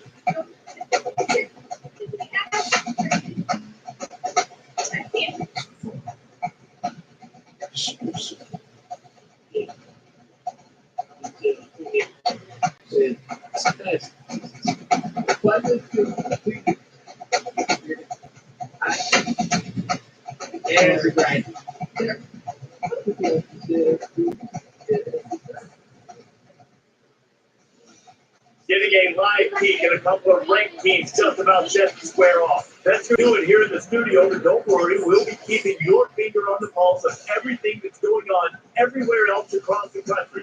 Right now, it's time for kickoff, and ESPN's college football, Brad Nessler and Kirk Herbstreit are on the call. Nippert Stadium, located in the beautiful city of Cincinnati, Ohio, and there's a lot of energy here at this one. Hi, Brad Nessler in the booth, along with former quarterback Kirk Herbstreit, and we'll have reports from Aaron Andrews. Today's college football action is brought to you by Coke Zero. Real Coke taste, 0 calories. Enjoy everything. We've got the Northwestern Wildcats and the Bearcats of Cincinnati.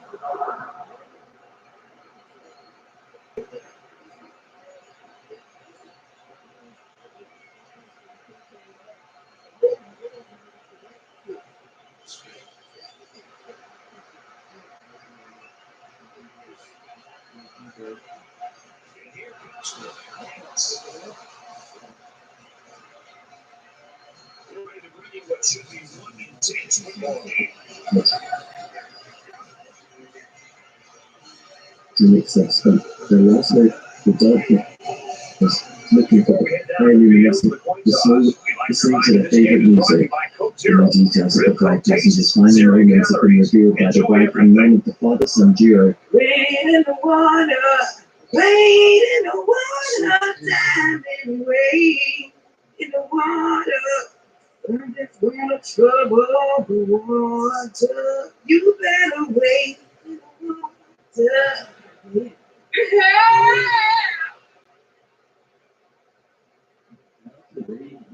It's hot out here in these internet streets, and I'm happy that I caught on earlier tonight. Because man, like I said, it's triggering. We can just saying wild stuff, and unlike most, I mean, Mr. X talked about, I don't be going on people's things, making negative comments, which I think is crazy, but still get you triggered for a good time. So. Get you put in time out. They get you blocked. They get you put in time out.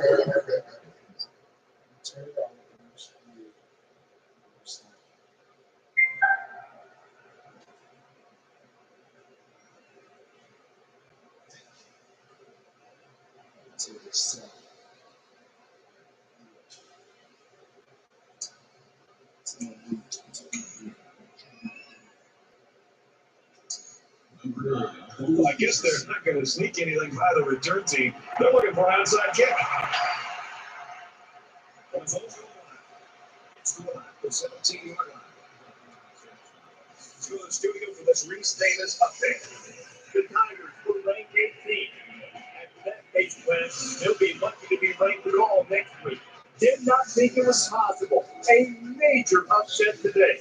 Kentucky gets the victory, 31-21. Well, that's an absolutely shocking upset. You can count on that one to turn the ball upside down when they're released.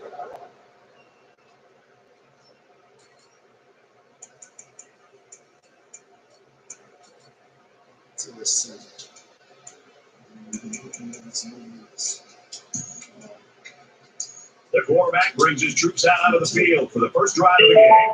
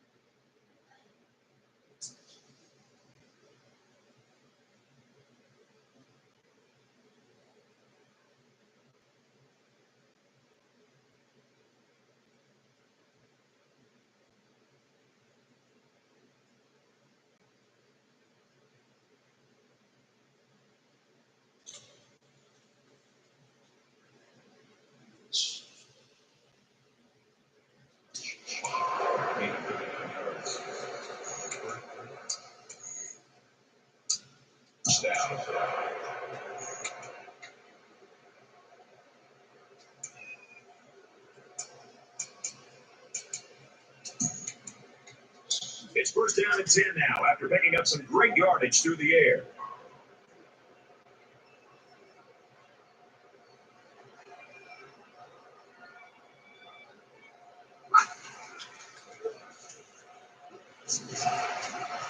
Takes it to the 34.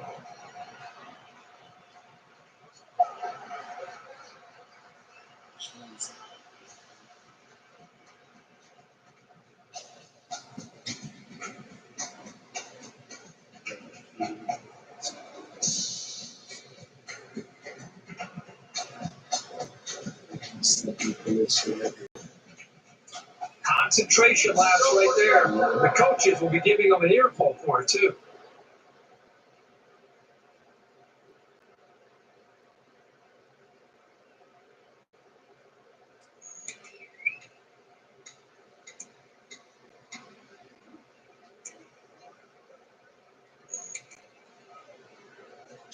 Well, this isn't conventional. The kicker's on the field.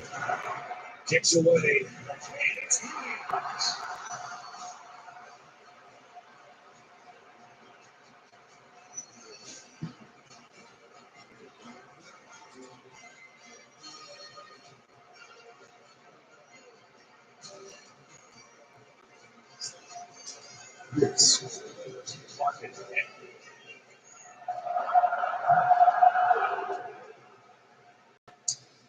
Has the ball all teed up, and he's ready to kick this one off. And they can forget about returning this one.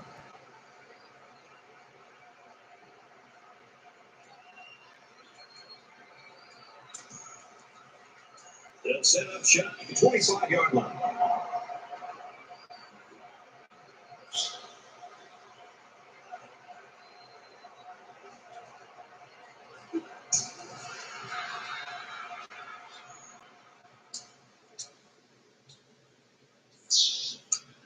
Even though they didn't sack him, the pressure was still enough to force a bad pass. If you can get in there and disrupt the pocket, then the quarterback is going to have a tougher time getting the ball to his playmakers. On their own 25-yard line.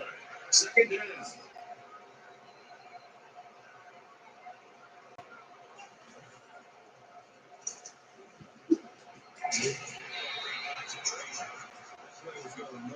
You give live credit to the defense here, recognizing pass and swarming to the receiver. And this stadium is alive. looks like we're going to change it up here. He's out of bounds. A nice looking play that time. Well, the defense was blitzing here, and again, great recognition by the quarterback to find a hot receiver.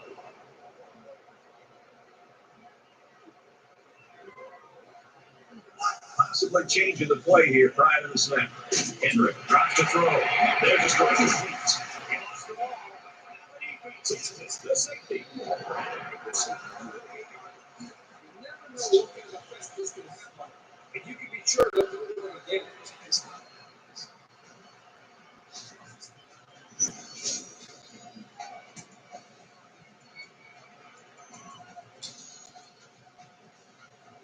And they'll look to capitalize on the good field position here. Cincinnati is up by 3. And he's going to come up with a sack.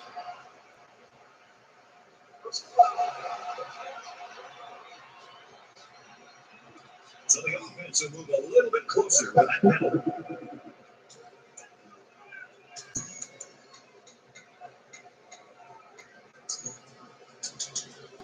From the 29-yard line, first down.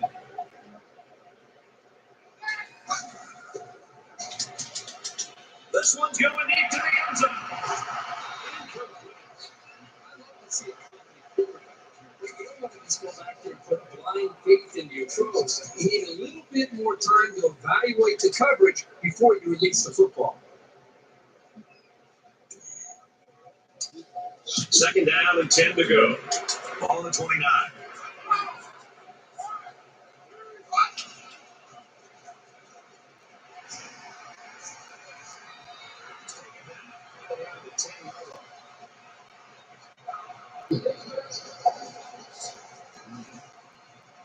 And the defense gives up some 3 yards to the offense.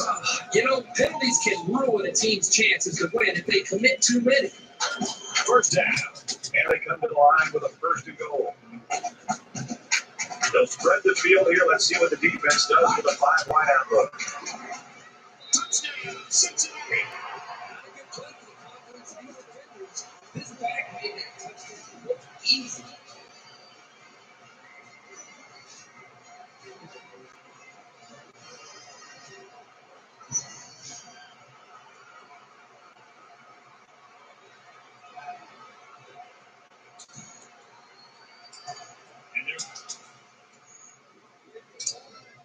Looking to get 2 points here. Quarterback all by himself in the backfield with 5 wideouts. And they will hit the 2.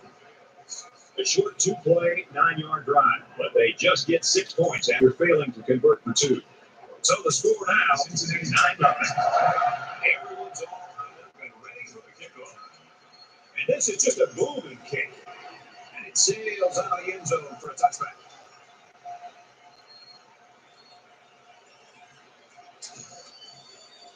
They coughed up the pigskin the last time they had the ball. Let's see if they can hold on to it this time. The defense, I'm sure, will be aggressive again. They love going for the strip and attacking the football. The handoff. He's to the 40. At the 40. To the 20. To the 10. He'll take it all the way for the touchdown. That was simply sensational running. And it shows you what kinds of major things can happen when you have a good ground game. They're grounding that line of scrimmage. He splits the uprights for the extra point.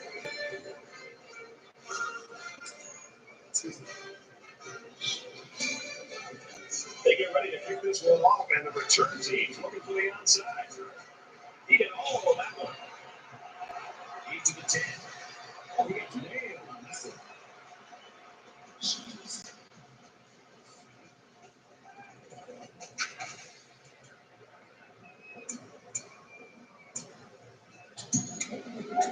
They'll go to work at the 20-yard line. Cincinnati holds just a 2-point lead.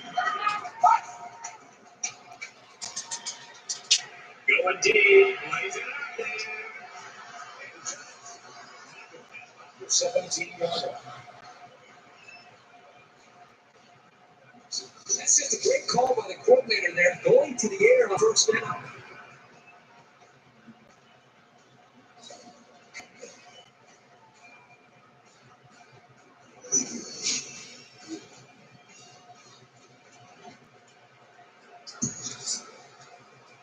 Now it's 1st and 10 after the big pass play.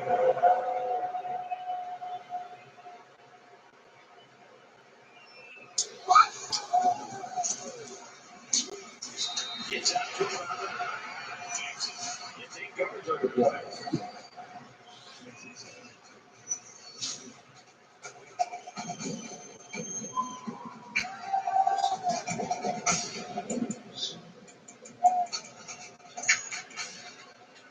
It's 2nd down, and they're about 2 yards away from the sticks. The quarterback in the gun with 5 receivers. He makes it out to maybe the 7-yard line.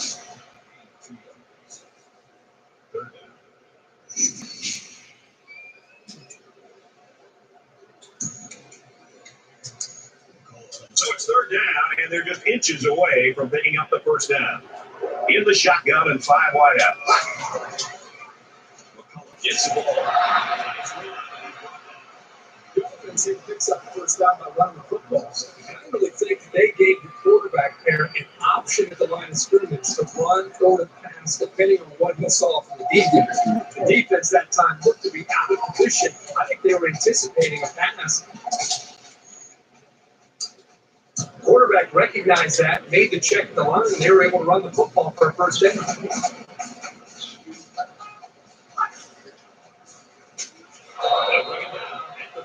This defensive line's got the kind of size and strength where he can disrupt the play all by himself.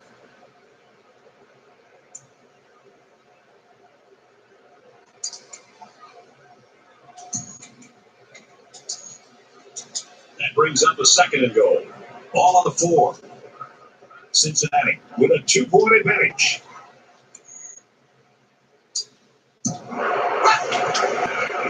McCullough on the run. I'll tell you, when a guy as big as this lineman gets his balls on loose ball, you can pretty much forget about it. You're not getting the ball back. So if you're the offense here, what's your mindset right now? I think they're anxious to get back out of the field. Last time out, they broke right down the field, so they know they can move.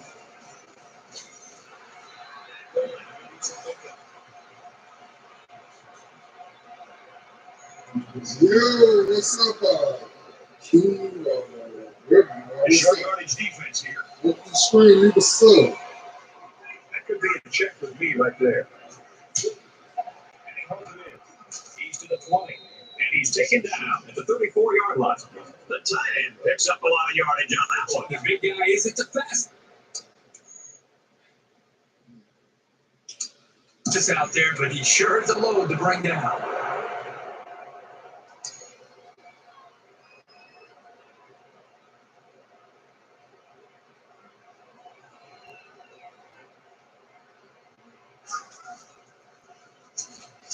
Here. Even though they lost yards, they shouldn't get away from the ground game. Keep pounding it away. It keeps the defense honest, and it creates opportunities in the passing game. From their own 31-yard line. 2nd down. Defense stacked in tight here.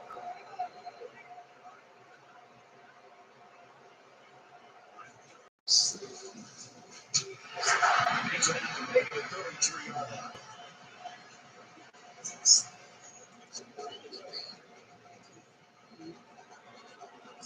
So this crowd is making their presence felt.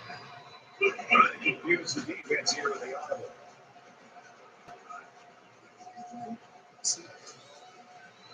He breaks away. This could be 6. The man, it's his wide receiver. Excellent play here by the quarterback, making the proper reads and finding his playmaker for the score. That receiver was so wide open as a quarterback, you just don't want to blow. That's like having a wide open layup with nobody behind you, and you go up and you miss a layup. You don't want that to happen to you as a quarterback. So this quarterback did a nice job of staying in rhythm, making the easy throw and the touchdown for this wide receiver. least they're not going to sneak anything by the return team. They're looking for an outside Oh, kick. boy. Whoa. 8 to the 10. You gotta hear that bitch. Gotta hear that motherfucker. Let me hear that bitch. You gotta hear that motherfucker. Hear that motherfucker. This offense was infected by the turnover bug there last time. Let's see if they can hold on to the ball here. Sometimes when you lose the football, you start to focus a little bit more. So a turnover can actually work out in your favor. He chucks it downfield.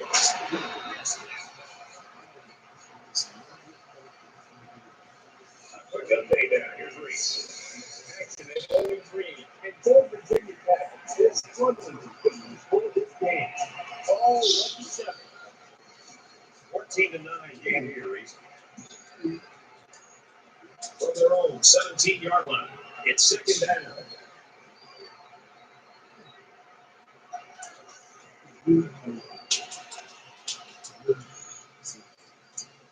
He steps up. He heaves it deep.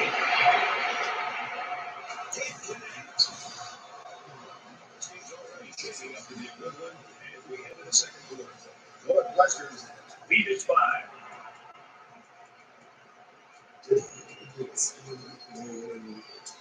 It's third down and 10. Ball on the 17-yard line.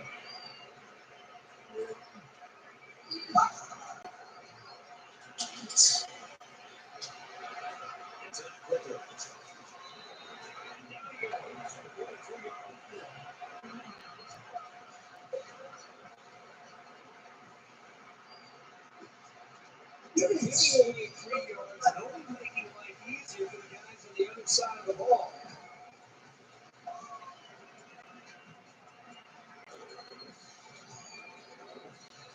And the big pick of the 2 years. First and 10.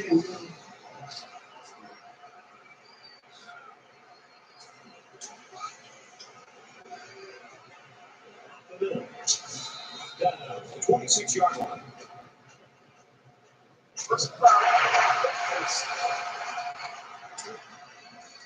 Concentration lapse right there. The coaches will be giving them an earful for it, too.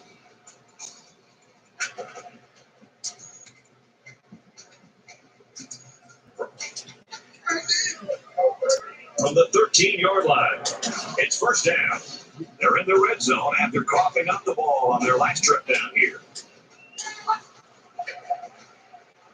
He's under pressure. And they got it. Absolutely perfect call for the defensive coordinator. He brought just the right amount of pressure from the right direction, and it seemed to confuse the offense. From the 15-yard line, second down.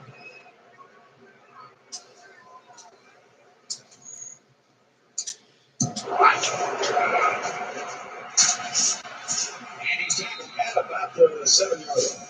Nice job by the running back, and that'll get him 7, maybe 8 yards. So we're looking at another third down here.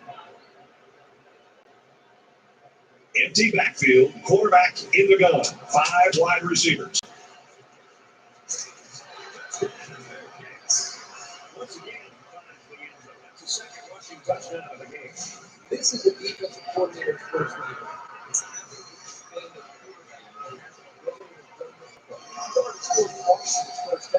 The defensive coordinator needs to start accounting for him and his ability to run the football. And he adds the extra point.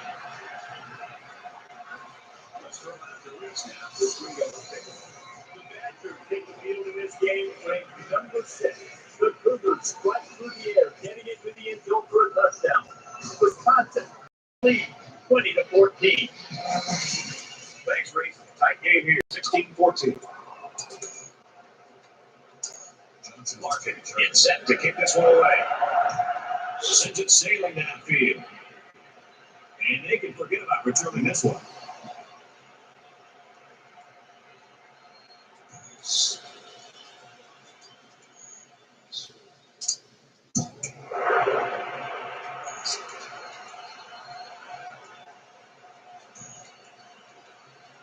This drive will start at the 25-yard line.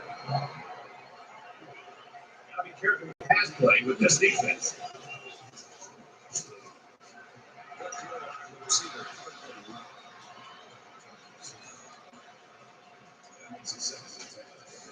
own 25-yard line. It's second down. Watch out for a pass play when you're in a goal line D. It's nailed and it's intercepted. He's in the A super play by the defender. Excellent interception and an even better return for the score.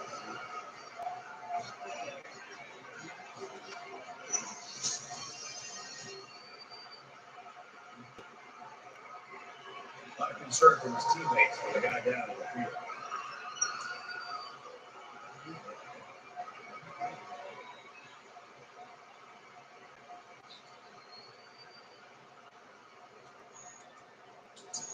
Trying to go up by 2 score.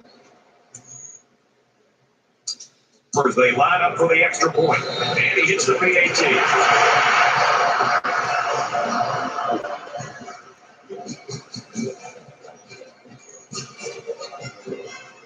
The kicker looks like he's ready to kick this one off. And he got all of this one. Great kick. And it sails out of the end zone for a touchback.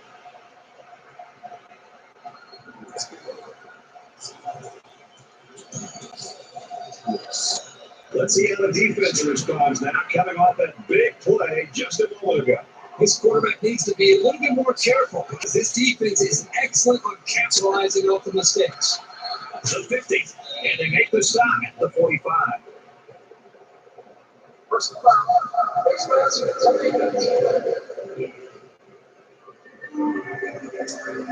So the offense will move a little bit closer with that penalty.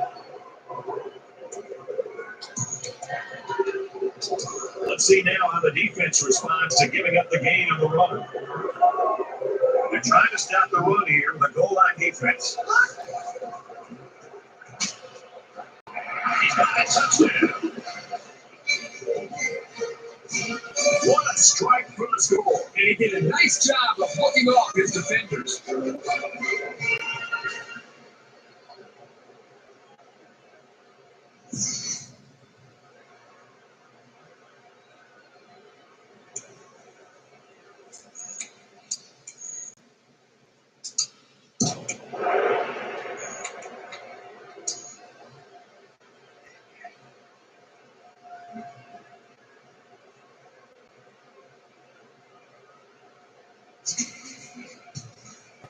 He makes the PAT.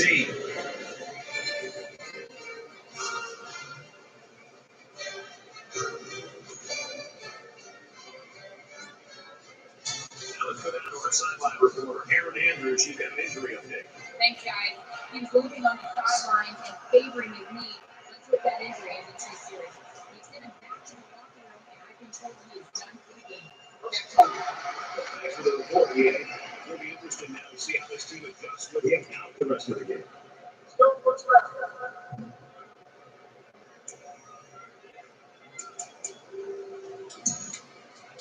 In a game that's this close, you can't afford to waste possessions.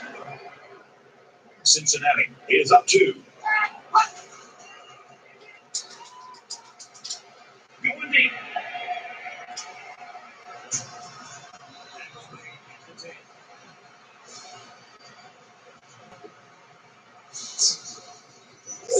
Doesn't seem to be having any trouble with the zone, does it? He recognized the receiver was behind the coverage and he found him with a perfect strike. That's nice passing for a first down.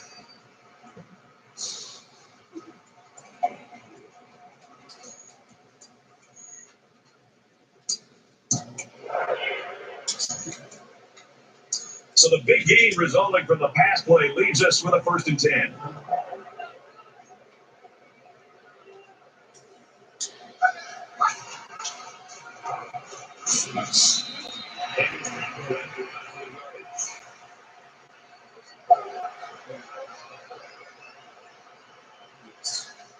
And the defense gives up some free yards to the offense.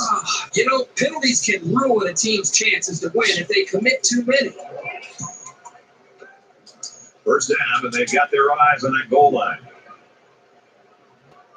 So an empty backfield with 5 wide receivers. Touchdown, Cincinnati. Of course, getting the favorite 3 times. Being thrown 3 touchdowns would be a nice day. Running 3 is also nice. But It's also a pretty good shot.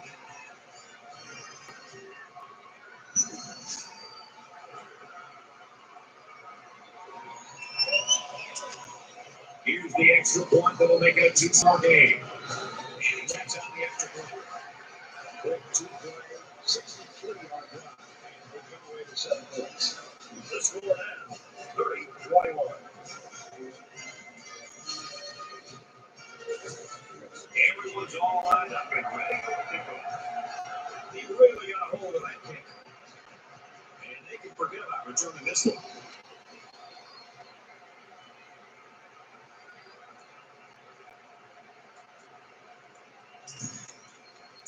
I think we saw the effects of what a long drive can do to a defense the last time this offense was out on the field.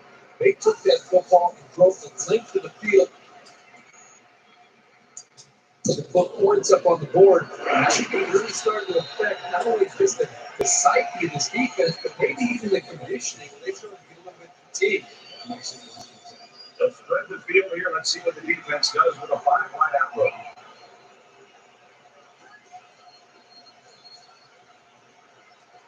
He's on bounds at the 35-yard line. They get 5 yards on the play. Not a bad play. They gained 5 yards out of it. They keep moving the defense back.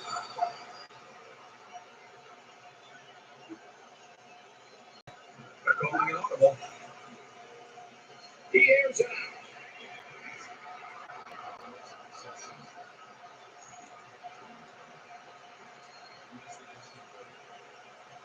They come out of the goal line set.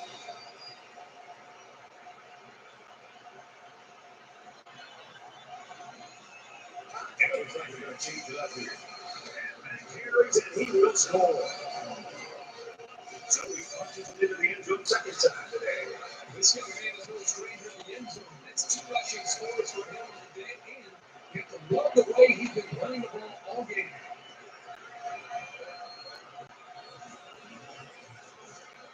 He splits the uprights for the extra point.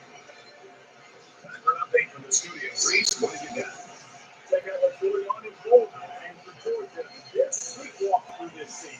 They don't turn it around. They're going to get into a blow of trouble.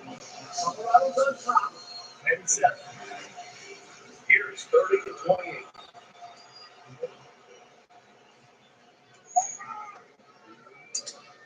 They get ready to kick this one off, and the return team's looking for the onside.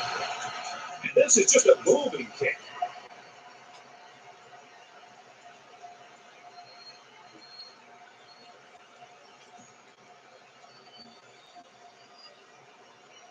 They'll get the ball here at the 25. Cincinnati with a 2-point advantage.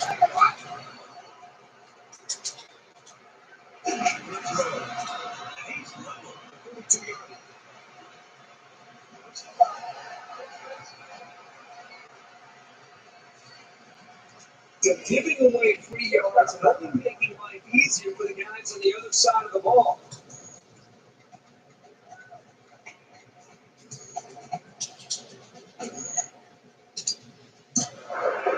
For their own 47-yard line. First down.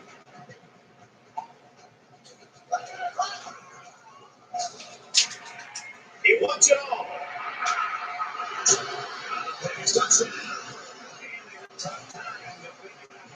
One of the things with this defense is you leave yourself vulnerable to one-on-one coverage. Great throw by the quarterback. He's great speed in the receiver.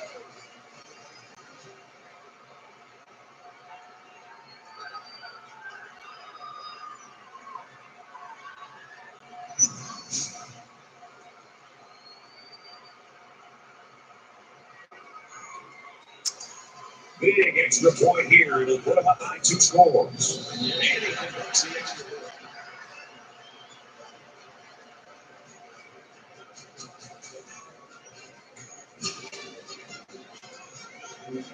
Martin ready to kick. He hits a booming kick. And it sails out of the end zone for a touchback.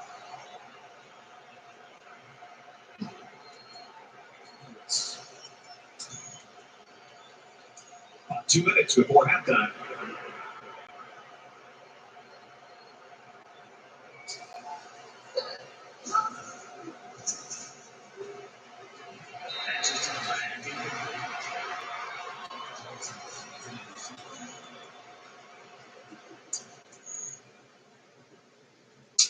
That makes it 2nd and 10.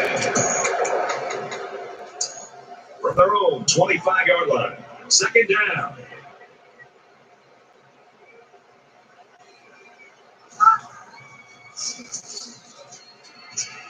And he's hit before he can go anywhere.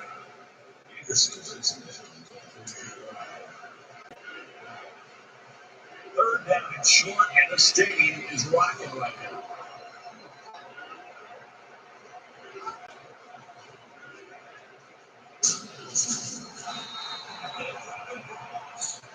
But I think it's safe to say the defense had his number on that one. It can be very frustrating for a running back when he stops before he even gets going.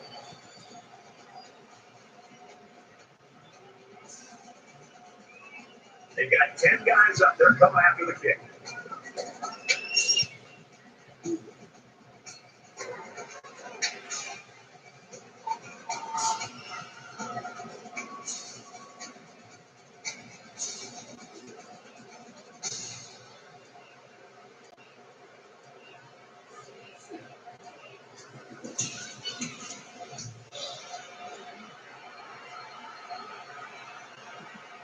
Booker takes it to 25. Takes it up to maybe the 33-yard line. A quick update now. Here's Reese. The Hokies take the field ranked 2nd in the country with their eyes on number 1. Let's take yet another peek at this game. And for Virginia Tech, here's a team trying to win the first game of the year. The Hokies lead 10-7. Well, it seems like every year we have one of those weekends where there's upset specials, and that one would be an upset. They'll set up shop at the 33-yard line.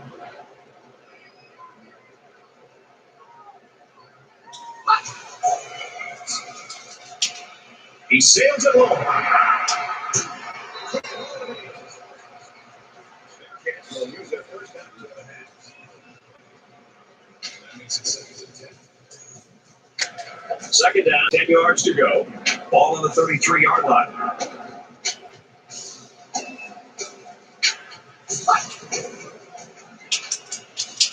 He chucks it downfield. Oh, he had a shot off the pitch.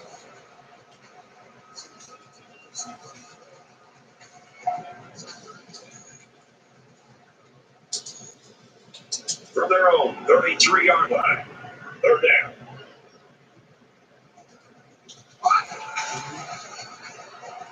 Here's the run now. And he's taken it out at the 50. Terrific execution by the entire offense to make that run work and to get the 3rd down conversion.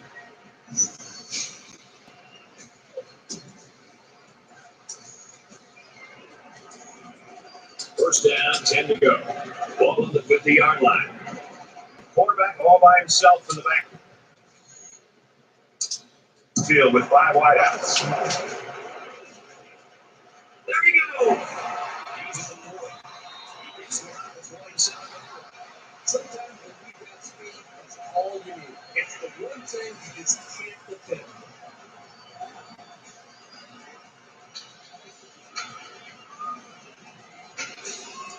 Cincinnati's a little confused. They use their 2nd timeout.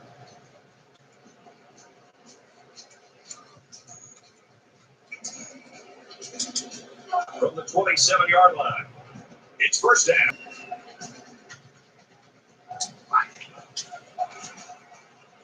Here's the give.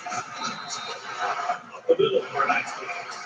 They got a few yards there, but they need to be thinking bigger right now. It's 2nd and 5 here. Ball on the 22-yard line.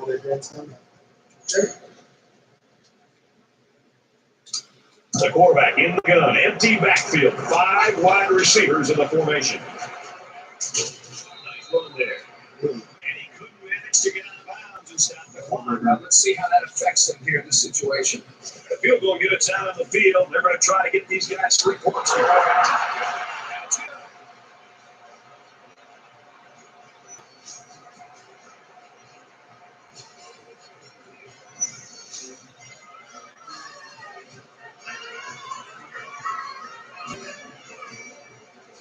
Well, we played a half of football. The Bearcats lead it by 12.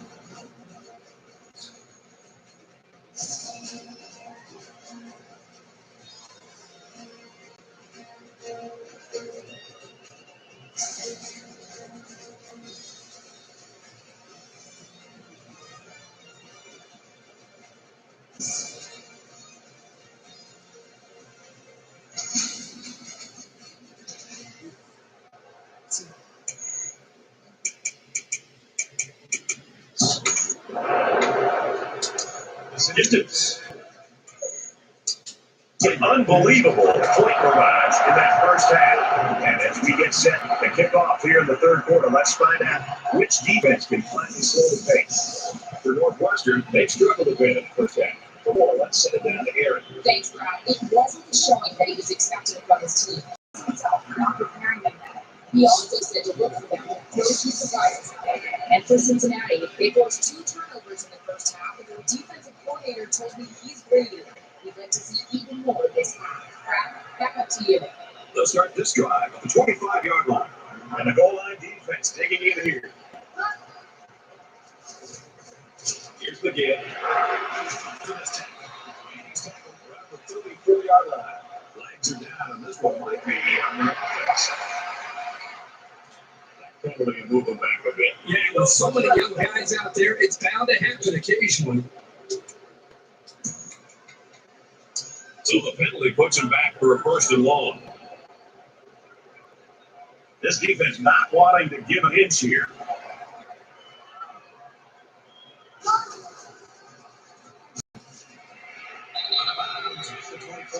He ran a good route there and will pick up yards under. Deep the coverage. It's okay to move the ball in small portions because it relaxes the offense. It can open things up for the big play. Looks like he might audible out of that play.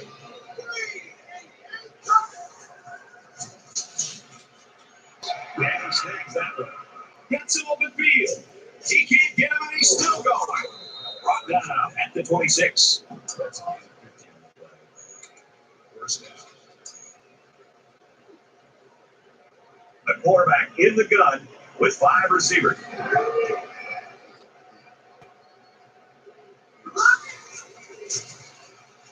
Wants to throw on time. They pretty much had their way with the defense there. Terrific play.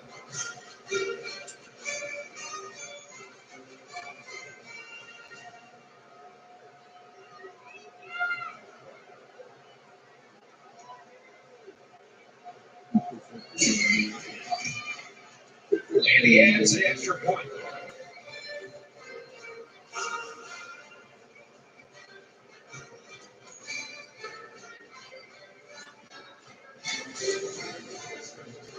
I guess they're not going to sneak anything by the return team. They're looking for outside kick. They bring it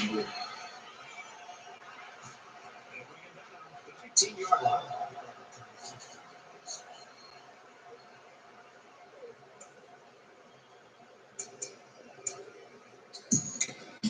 They'll go to work at the 19.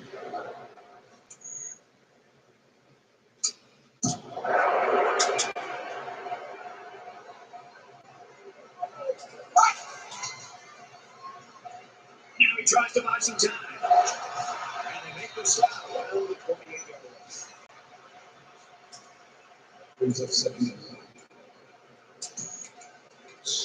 It's second down now. They're just a few feet away from that first down marker.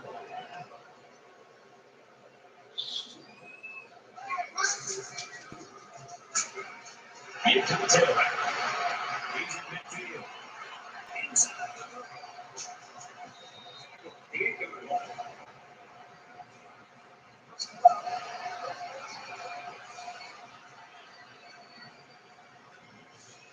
Concentration laps right there. The coaches will be giving them an earful or two.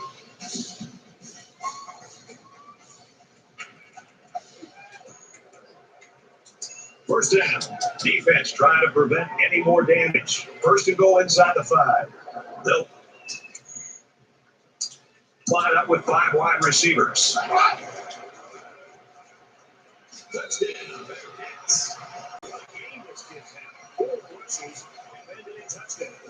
This guy has been so good to him. This quarterback has so much athletic ability, and he's been one step ahead of defense all day long.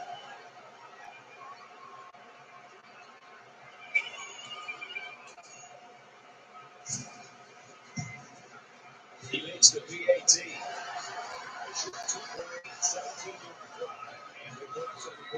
You know, as an offensive coordinator, you put all the hours in, all the research in to get ready for a game. I don't know if there's any offensive coordinator in the country that ever expects to have this kind of success. This guy deserves a raise. they can forget about returning this one.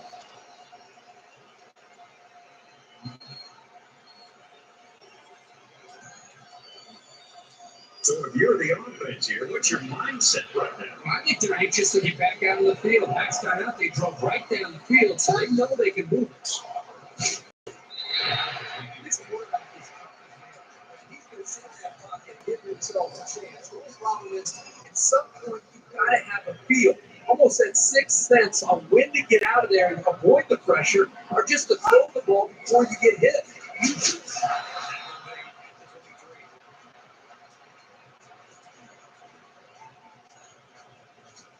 From the 23-yard line, it's third down. A tougher pass play. Goal line D. Finds his receiver who's all alone. He's to the 40, at the 30. Touchdown, Wildcats. For Mosley, he has 3 touchdown passes. He's been letting it fly today. His receivers are making plays. That is a great touchdown.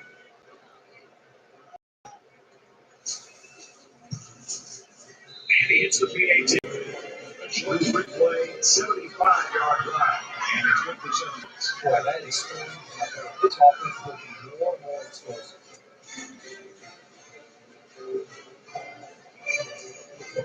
Well, apparently this return team just doesn't trust the kicker there in the outside kick formation. He's to the 10. And he's down to the 17-yard line.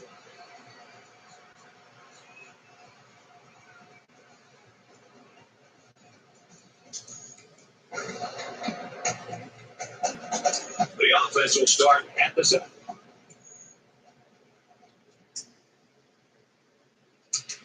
Team.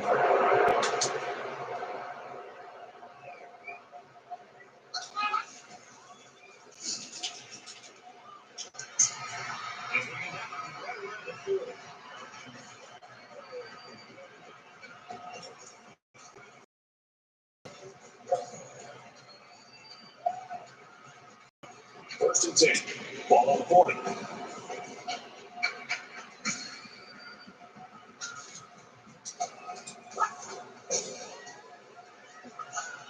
He's taken down at about the 47-yard line. 7-yard pickup on the scramble out of quarterback. They need about 3 yards to get the first here on second down. They come out at a 5-wide set.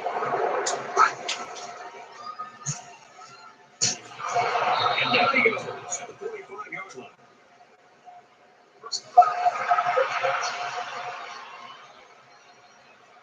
And the defense gives up some free yards to the offense.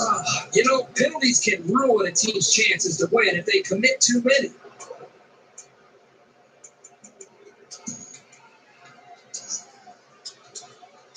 From the 40-yard line, first down.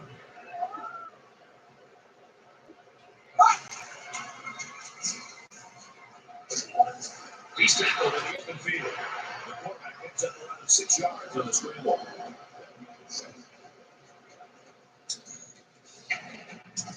So it's second down now. They need about 4 yards to pick up the first.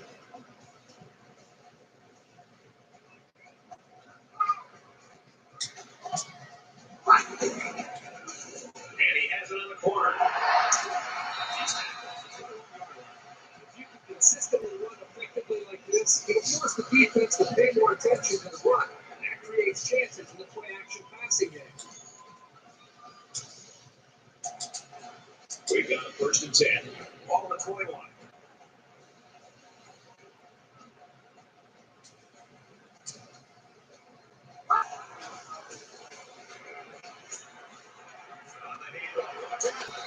Pushed out of bounds. Right around the 10-yard line.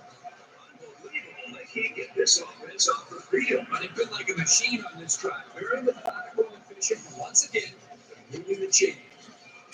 It's first and 10. Ball on the 10. 5 wide.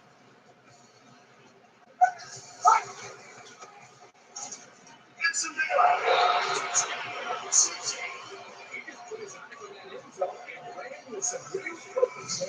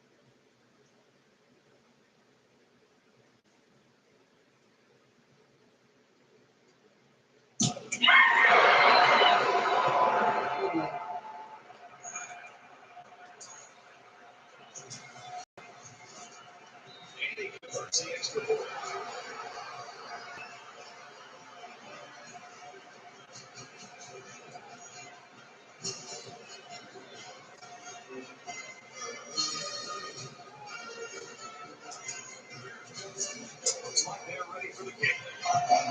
He kicks it off, and he got all that one. And it sails out of the end zone for a touchback.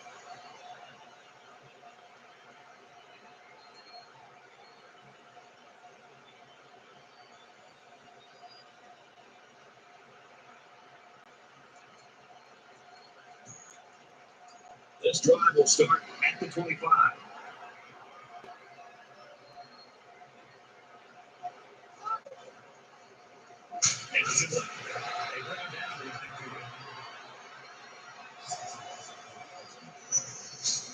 The defense got a great push and blew that play up well behind the line of scrimmage.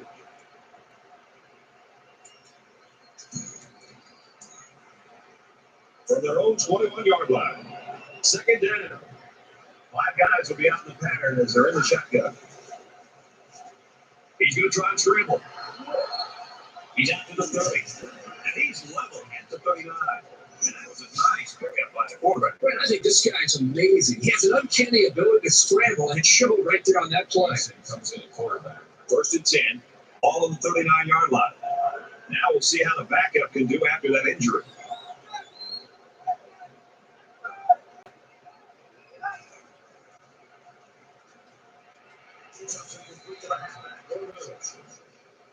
Jennings brings him down. That'll make it 2nd and 4.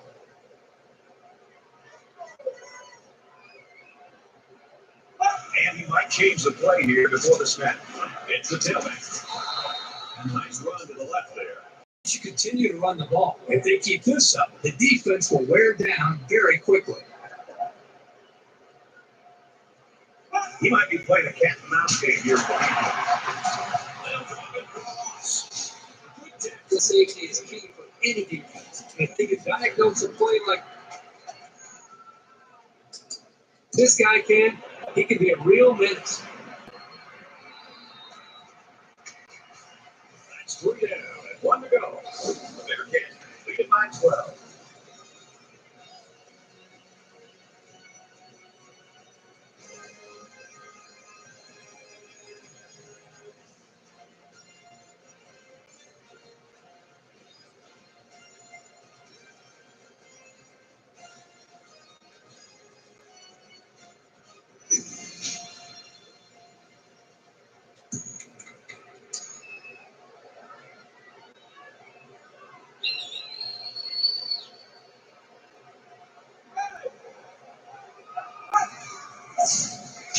And he's taken down around the 44-yard line.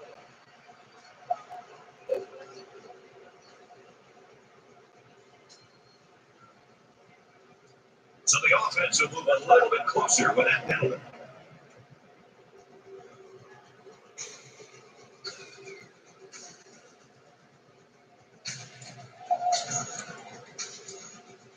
From the 41-yard line, it's first down. Now it looks like they're not even going to try to cover these receivers.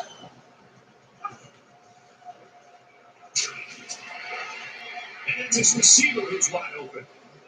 Touchdown, Northwestern. The wideout here truly knows what he has to do to contribute to make his team successful. Brad, the quarterback and his wide receiver clearly have outstanding chemistry. Wide receiver is so open because it was a perfect route, and the quarterback was able to time it up just perfectly. And he tacks on the extra point.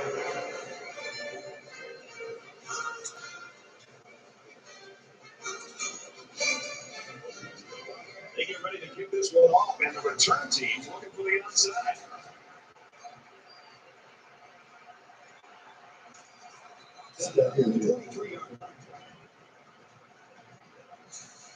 We've seen this guy make some big plays for his team tonight. Well, what's great about this offense is having a quarterback that can hurt people running and throwing. And we've seen that today.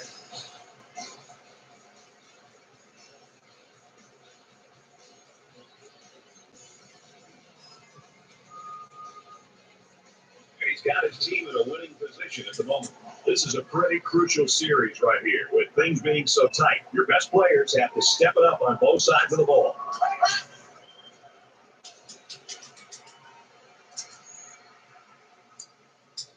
Wants to go long and done. What is he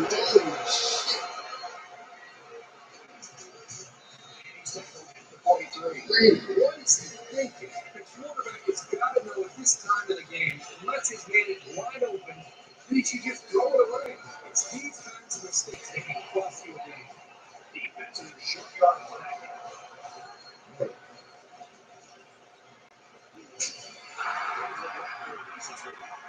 don't really know what this one's for. Let's find out.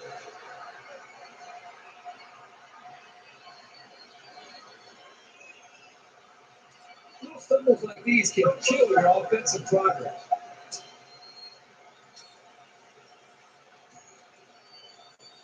So the penalty make it 1st and 15. They're trying to stop the run here with a goal line defense.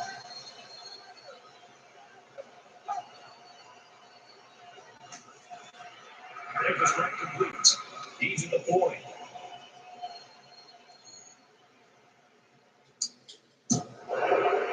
And it's a whole new ball game.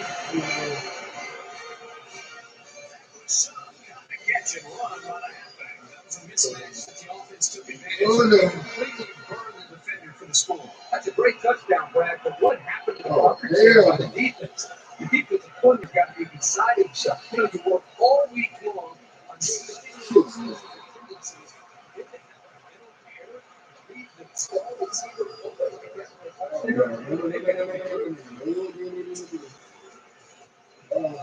So giving away 3 yards and only making life easier for the guys on the other side of the ball. The kicker will stay on the sidelines for this extra point as the offense is going to stay on the field and try to make this a 3-point game. So we've got 4 minutes remaining in the 4th quarter. The score is Northwestern 57, Cincinnati 56. I guess they're not going to sneak anything out of the return team. They're looking for an outside kick. He's to the 10. He's taking that out at the 21. The finish line is inside. Let's see who wants this one. This is where you see whether or not an offense has what it takes to get themselves in position. You at least have a shot at a game. Time kills, maybe getting this in overtime. So every once in a while, keep an eye on that kicker. See how he's dealing with his butterfly.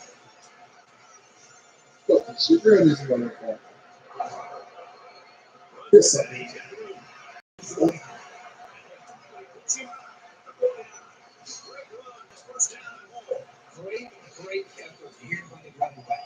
They hand locked up in the backfield, but he broke free and just flew down the field for a huge gain. Let's see now how the defense responds to giving up the game in the run. Up the middle for a nice lead.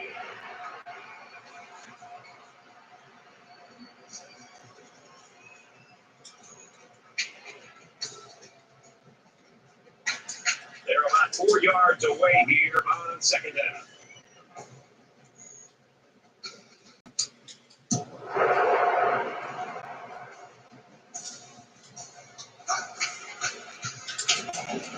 He goes downtown.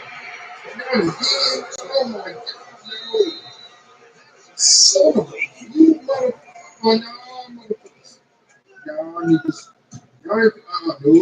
I hate to hear this shit. I hate to hear this shit. Huge turnover for this defense. Y'all They couldn't have feel picked like that off at a better time. Just a horrible decision by the quarterback trying to force that pass, especially at this point in the game. Tired.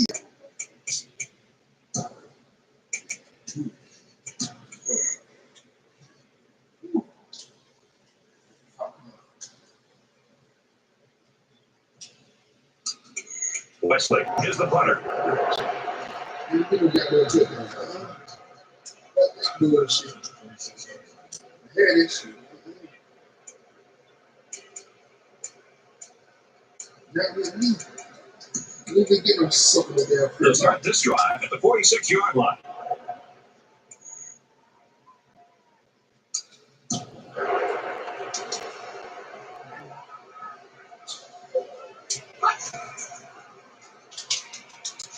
He chucks it downfield.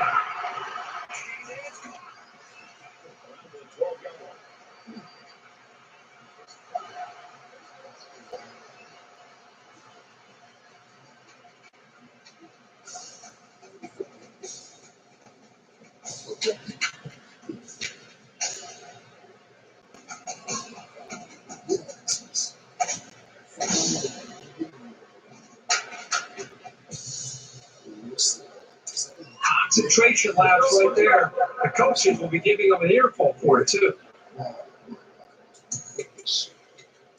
So now it's first and goal after the big pass play.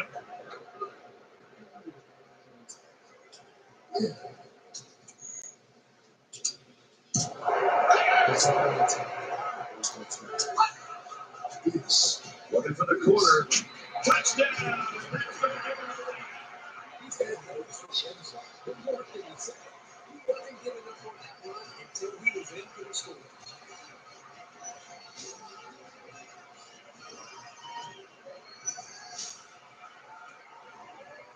Let's do a two-point comparison.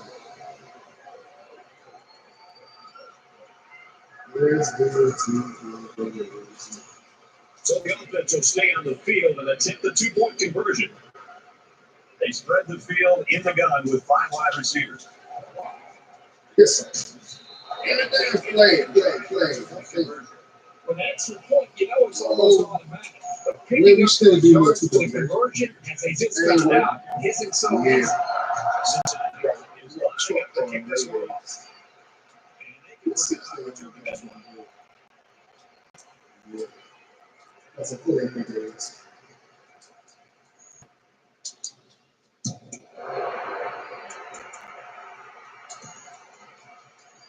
You know this is a real crucial time in the game. It could still go either way. Less than 3 minutes in the game.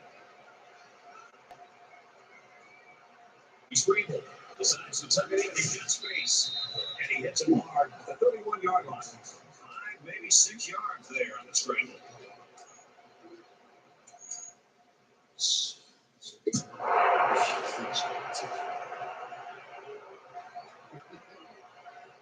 He's changing things up.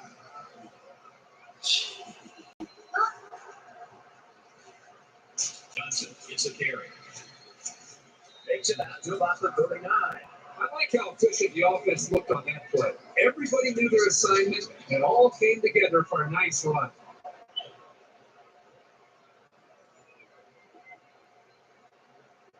They're calling it audible. Mosley with the option. Loss of 2 behind.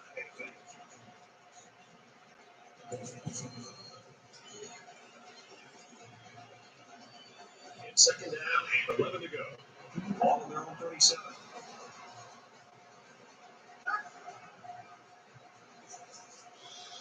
Quick throw by the receiver.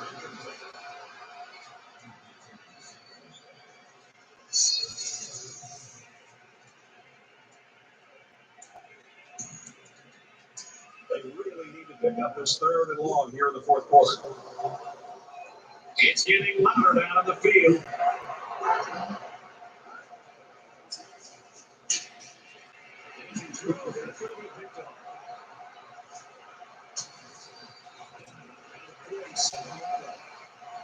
No, they really didn't need that. And as a quarterback, you can't give up an interception late in the game. You got to be more careful with the football.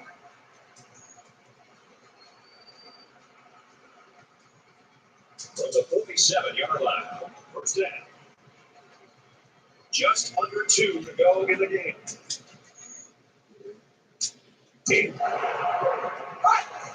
Yes. He wants it all, going long.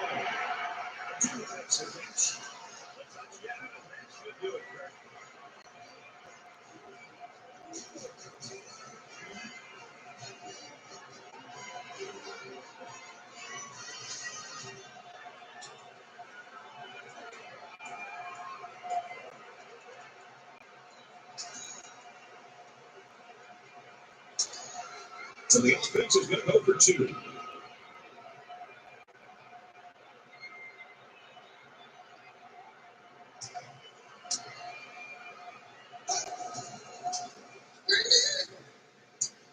They try the right side. He's got the 2 to go.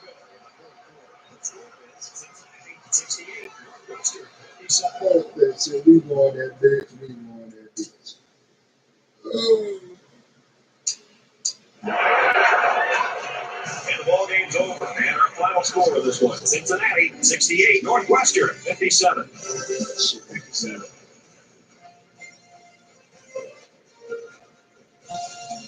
So, Kirk, how would you sum up the action of this one? It was a good game, but I'm sure there's a little disappointment down there. Northwestern had a few missed opportunities in this game. I think if they could have capitalized on a few of them, it would have been a lot closer, and they might even have won this game.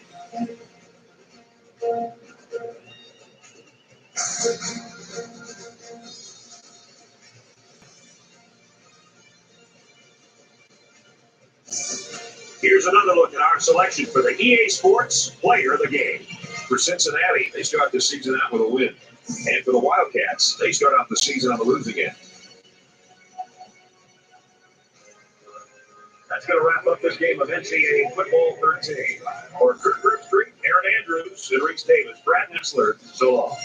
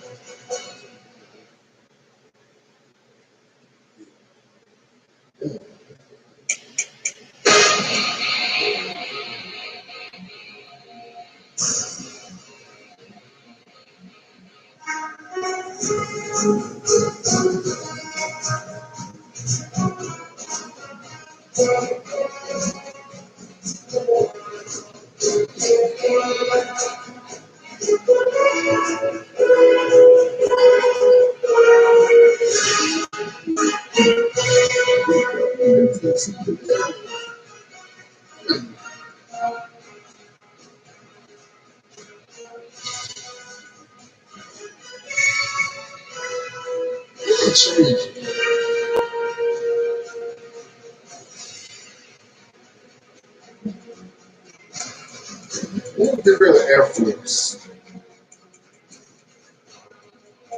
We're gonna keep you going.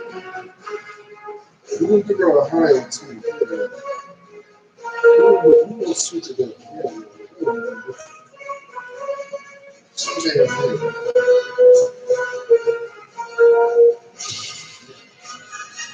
We want more competition.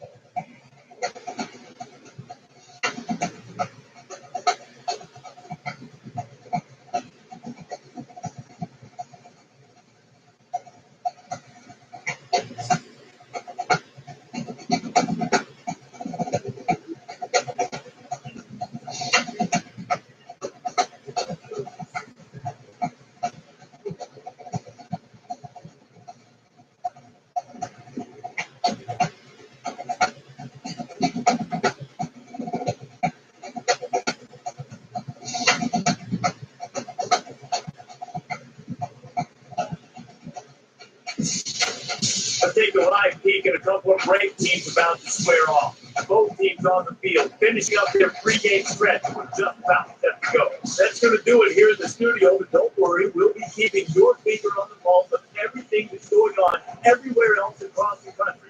Right now, it's time for kickoff, and ESPN College Football, Brett Hessler and Kirk Street are on the call. On the banks of the Ohio River in Cincinnati, we're here at Nippert Stadium. Now this one should be exciting. Hi everybody, Brett Hessler with Kirk Street and Aaron Andrews. We've got more NCAA Football 13 for you. Welcome to another game of NCAA football. We're brought to you by Coke Zero. Real Coke taste, 0 calories. Enjoy everything. Today's game between the Iowa Hawkeyes and the Bearcats of Cincinnati.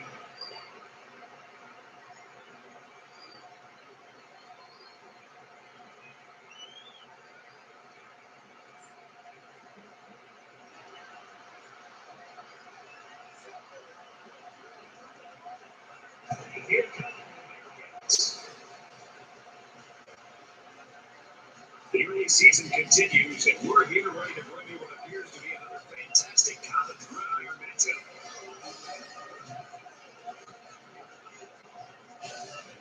It's going to be the coin toss now, presented by Coke Zero. Real Coke taste, 0 calories. Enjoy everything.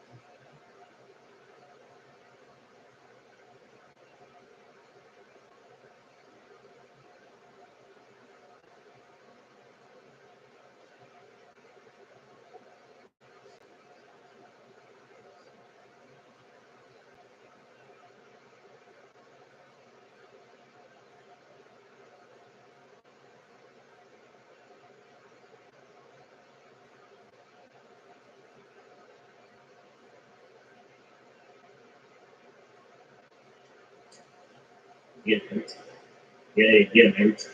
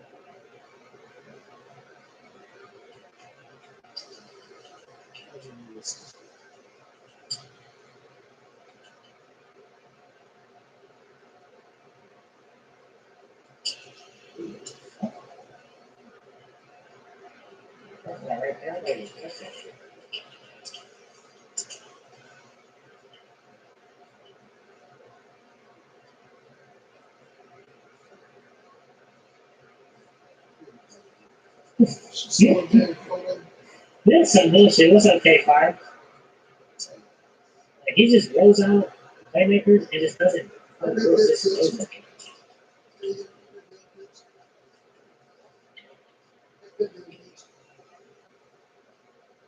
What are we doing?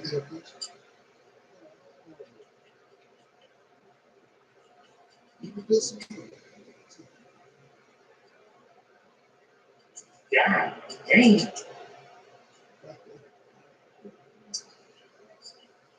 He definitely just finished.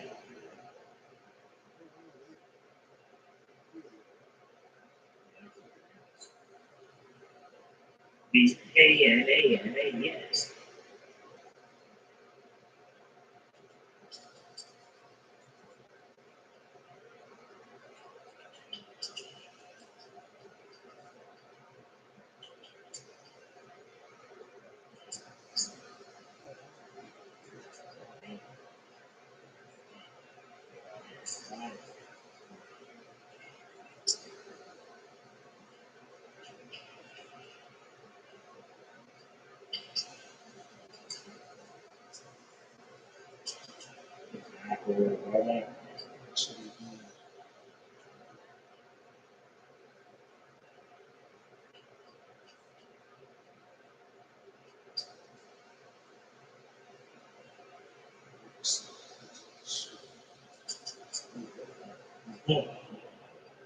Good time, Virgin Fast. TCAP, thanks. What's going up, bro? Ooh, are we doing this? Oh, boy, I'm mistake.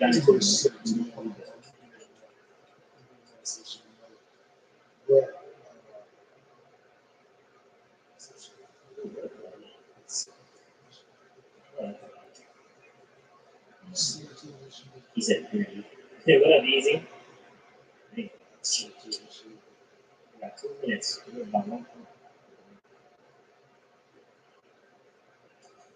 What they going for 2 right there?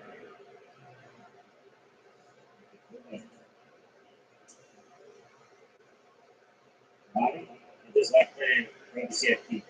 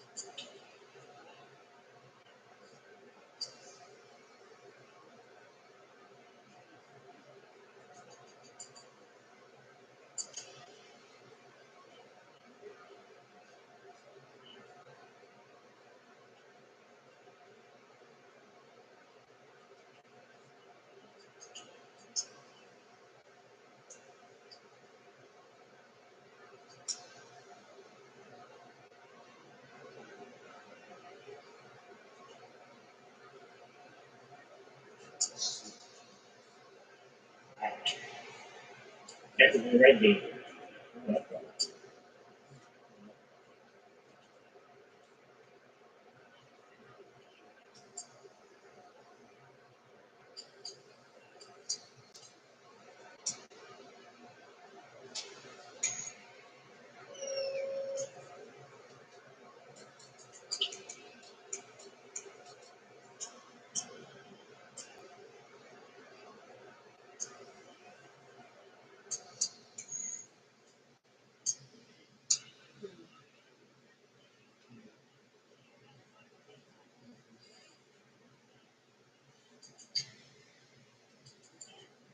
Man.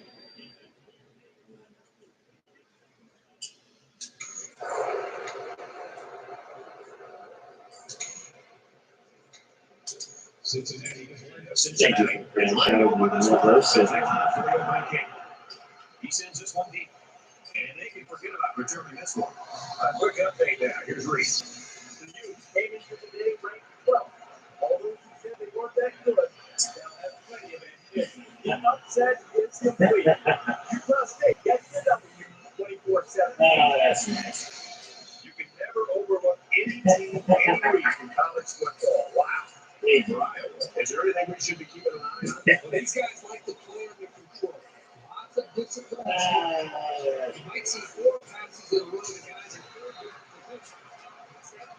It's that really makes them so tough to contain. He never really had a shot. As soon as he took the hand Some of that shit back you on words. That's so freaky. He might have a chance. And bring it down to the 31-yard line. Defensive line got a really good push there, allowing the back to pick up 9 on the play. So it's third down now, and they're going to need about 4. The student section going crazy. He celebrated like he did something. Almost like I did that shit with his finger. Between the quarterback and the wide He said receiver. that start off That's a big gain and more than enough for the first down. He's like, what is the funny thing it's saying that dumbass question?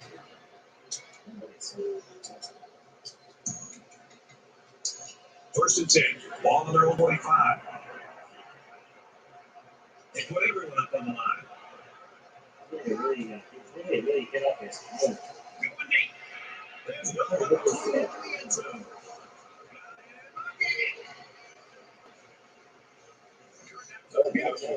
Nice catch. This is one of those plays you just sit back and admire. The quarterback threw the ball perfectly. And again, the speed of the receiver is the difference in this play.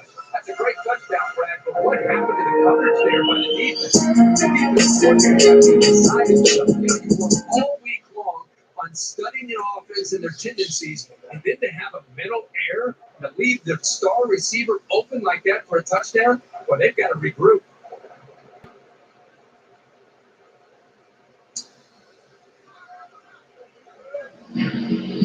Go on! Go It's up by on! 6. Hi, Mom, what's up? I've come to take you home. Oh, come on, Mom. No! You've got a lot of studying to do back in the house, Gohan, and I do not want you to end up in a gang like your mother! Dad, to see my mom. I'm sorry, girl. I tried to stop her, but I couldn't. Goku, come out this instant! You've got some explaining to do! Goku! No,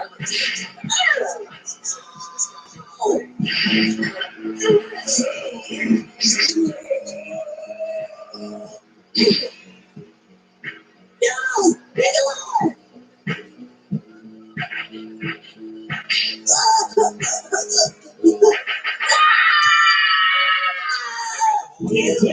Go on.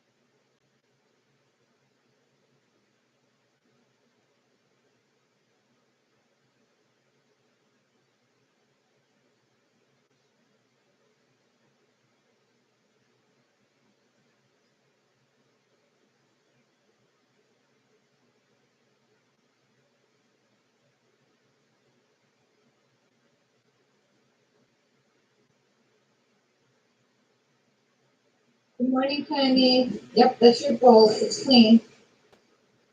And we are starting breakfast. Yeah. Steaming or you steaming? Yes. And it's finally your turn. You're so excited. Finally, Penny's turn, and you're already sitting. I didn't even have to ask. You are a good puppy.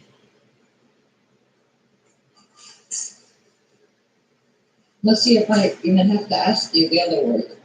See if you'll just go to it. Huh? Oh, no. That's not yours yet. What color is it? That is yours. Is he hovering? I think it's a cute puppy hover. Your butt does not touch the ground. He's ready. Okay.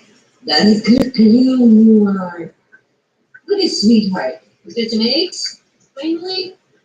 It's finally your turn. Look at that girl. Morning, Penny.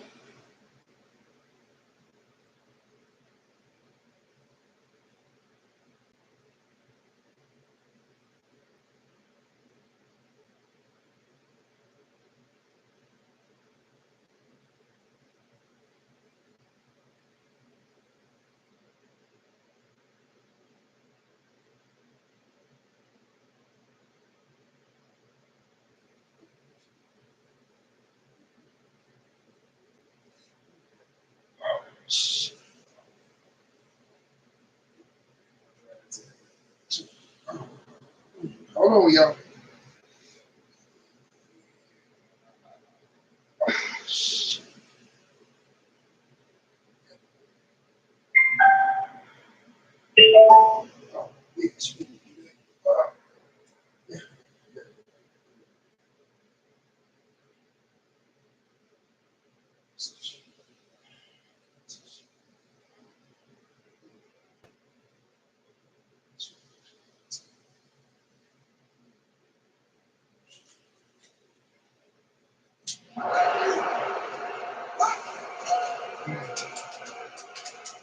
He airs it out. It's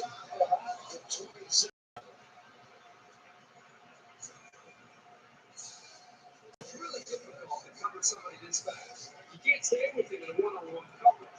And even when you double team, he still has a speed to beat you. You have to Wait, we gotta play for them. Well, I've seen some strange things in my day, but never anything like this. The kicker's on the field. You still put there and go over there. Had plenty of distance there and pushed it to a very impressive listener. 7-3. He hits a booming kick, and it sails out of the end zone for a touchdown. Yeah.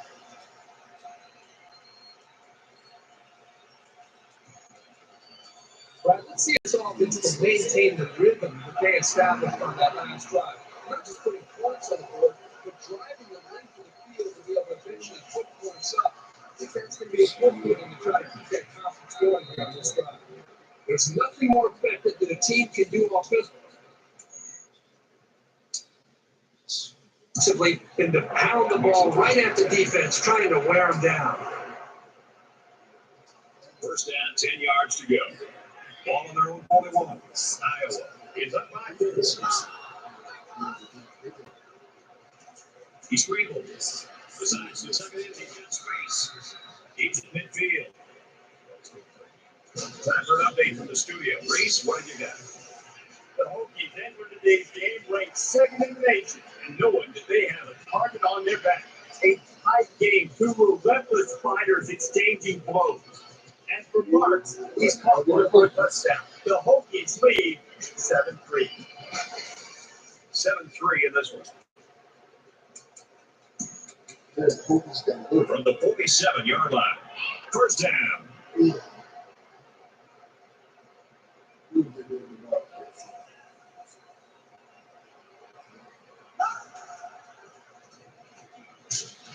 gets up to about the 45-yard line.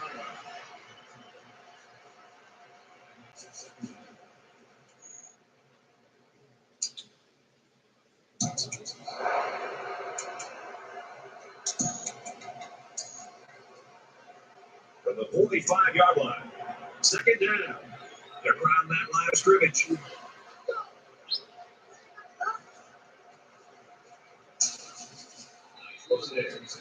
Owen picks up about 7 yards on the run.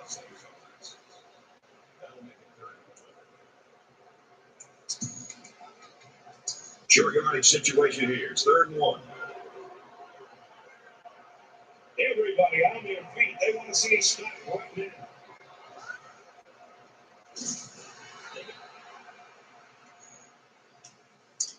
Not to him. And he did not get the first down.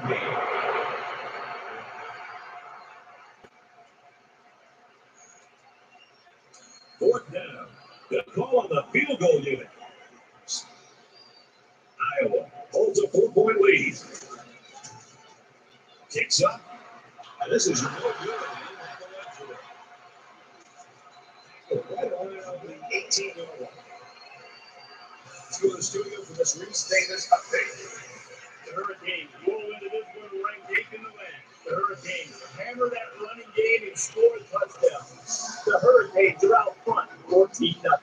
That's good stuff, Reese. Thank you.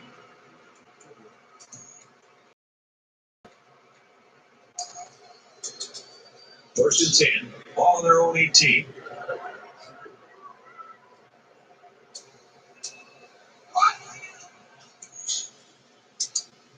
Look at the throw.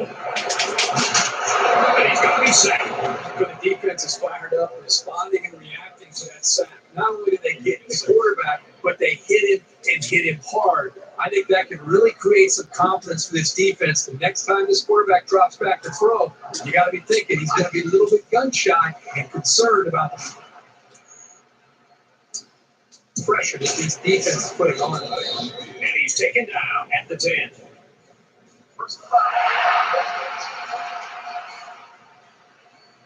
So the offense will move a little bit closer to that penalty.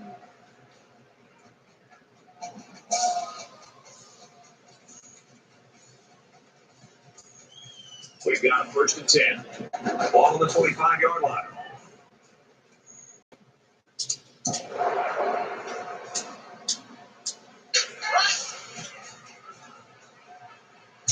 One open. And he's taken out until he won. And he got 6 on that little three.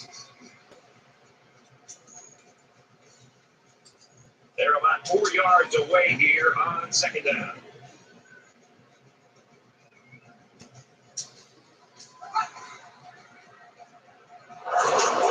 And he can't get away from the pressure. He just moved past the blockers and dragged the quarterback down. Boy, excellent play by the defense here. A few extra seconds, and those receivers might have been open. From their own 26-yard line. 3rd down. They come out of an empty backfield. And down he goes around the 27-yard line.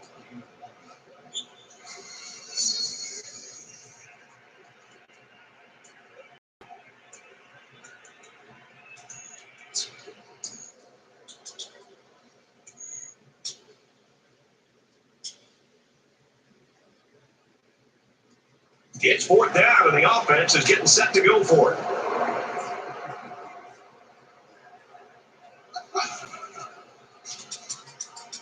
He airs it out.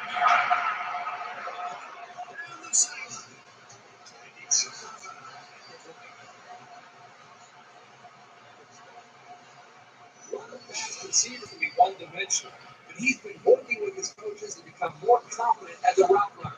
His progression has been very impressive.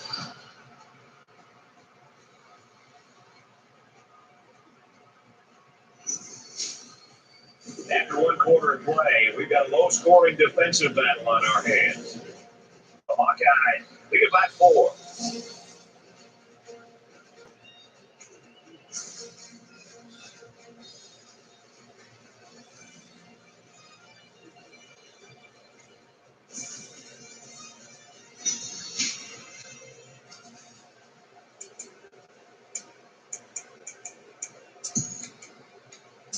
So the big game resulting from the pass play leads us with a 1st and 10.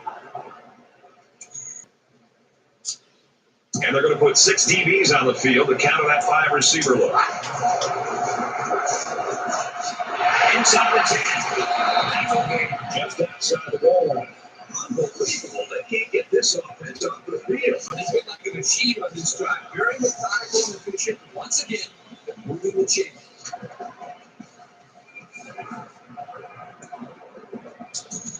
And this is the 9th play of the current drive. They'll line up with 5 wide receivers. Touchdown, Cincinnati! That is great, tough football right there. Getting down to the goal line and just punching it in.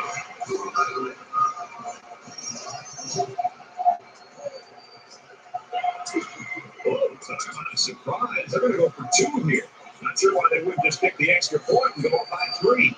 Cincinnati holds just a 2-point lead.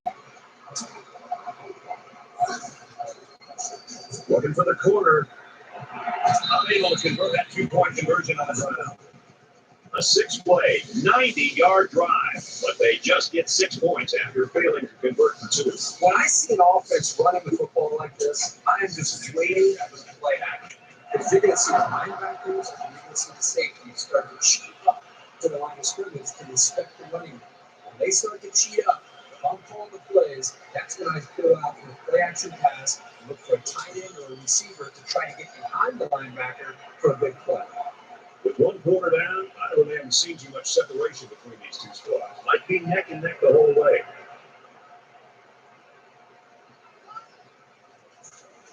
It's a block on the corner. Nice gain as he works the right side. Owen comes away with 5 yards on the carry. From their own 30-yard line, 2nd down. Watch out for a pass play when you're in a goal line D.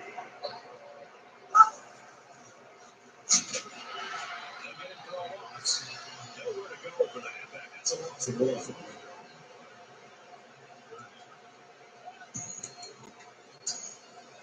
Now it's 3rd and 6 coming up. 129. This defense not wide. They're giving it here.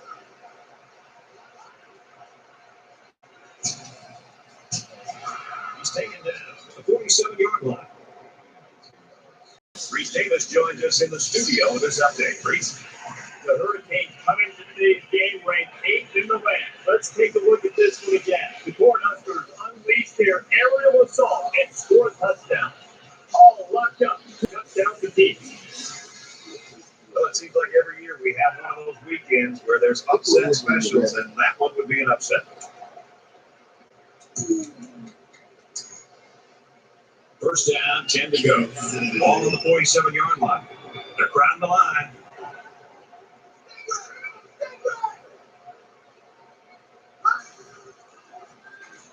What's it all? Going in. Get to. Touchdown, Iowa. He holds in his 2nd touchdown catch. Well, it's obvious the coach wanted to get him involved in the game plan. It looks like it was a pretty smart move, too.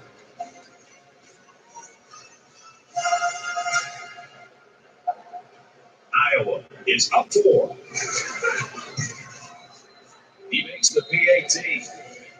A 4-play, 75-yard drive, and they had 7 points to the scoreboard. Yeah, as a defensive coordinator, I think right now, you almost look like you're coaching scared.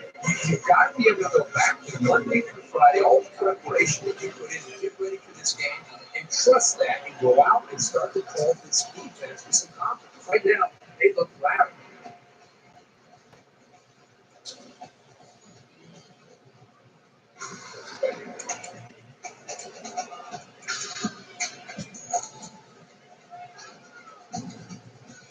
So if you're the offense here, what's your mind?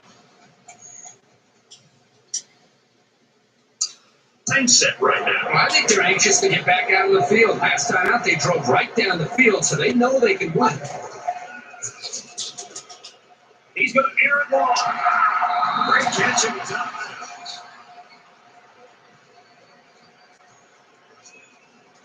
Now it's 1st and 10 with the defense trying to regroup after giving up the big pass.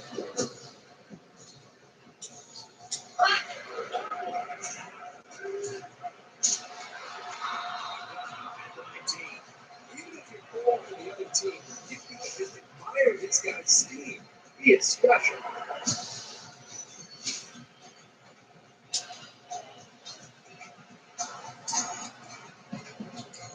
From the 19-yard line.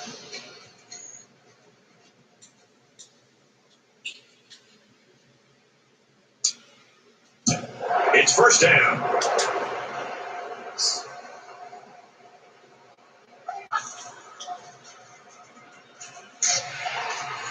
He gets out to about the 11-yard line.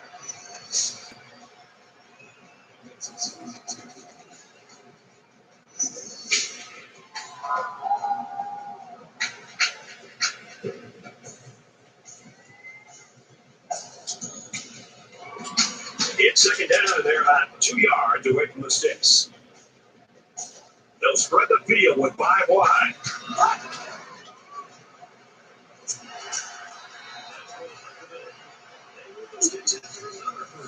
Impressive drive by this offense so far. I really like what they're doing by keeping this defense on their heels and moving the ball downfield. First and goal from the 4. They're knocking on the door. They come out at a 5 wide set.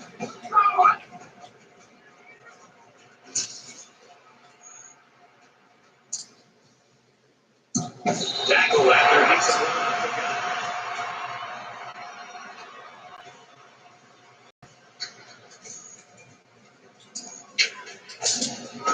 from the 1-yard line. Second down. 5 wide. Touchdown, Cincy. Once again, finds the end zone. That's the second rushing touchdown of the game. Yeah, he has a lot of feel to make plays like that, and he can do it because he's athletic and little. The coaches recognize that. It's going to be successful.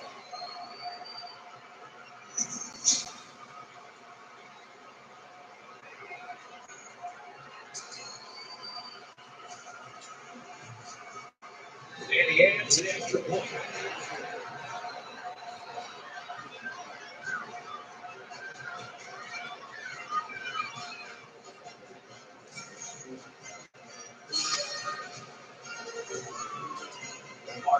As his kick team lined up, and he is set to kick this one.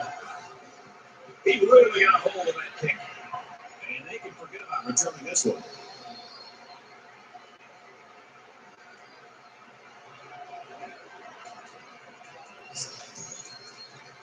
The offense now will take the field, and they hope to have the same success they had on their last drive. Well, I think this defense has got to do something because right now the quarterback is in such a good rhythm that you've got to do something to try to get him out. I would suggest trying to bring more pressure. Try to come up with an exotic blitz to try to get him on his heels as opposed to being the aggressor and attacking for you.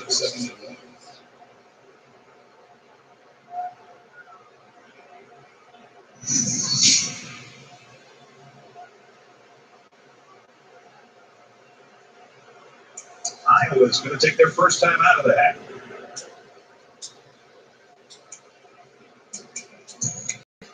And there's 2 minutes remaining in the half.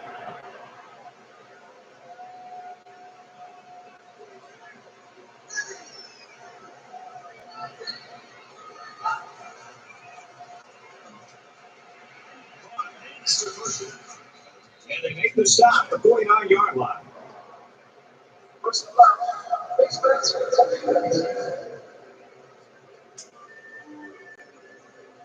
Concentration laps right there. The coaches will be giving them an earful for it, too. From the 34-yard line. First team.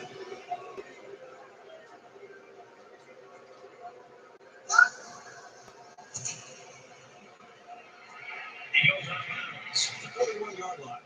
That's an easy 3. Let's get the latest now from Reese Davis. The Hurricanes entered the game ranked number 8, but feeling a little heat. Teams right behind them, hoping to leapfrog them in the standings. This is a game we've been watching closely all day long. We've got a tight one going on here. Miami has just 21-14. Hurricanes a big upset, and that one would measure right up with the best of them.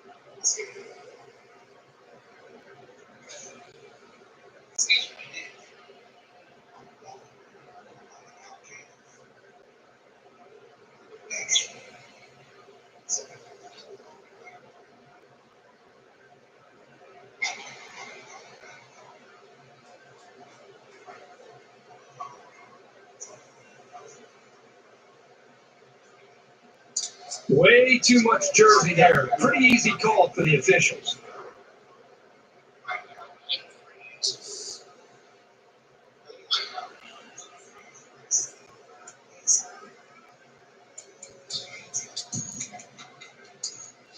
Second down, 10 yards to go.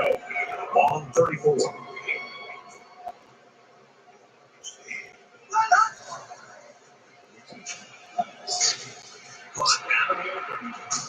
And he's tackled at the 21.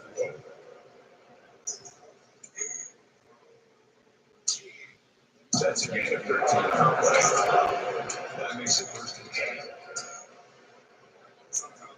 It's first and 10. Ball on the 21-yard line. Everybody bunched up tight defensively.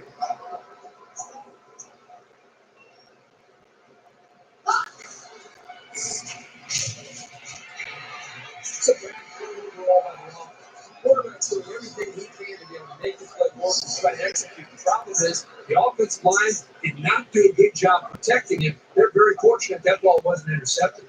They put everyone up on the line.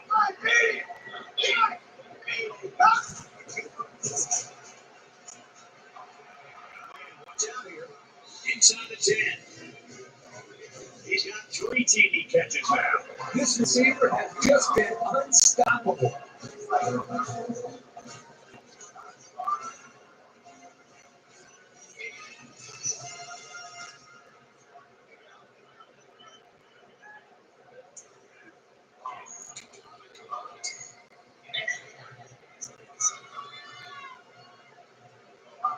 Iowa is up by 4. And he converts the extra point.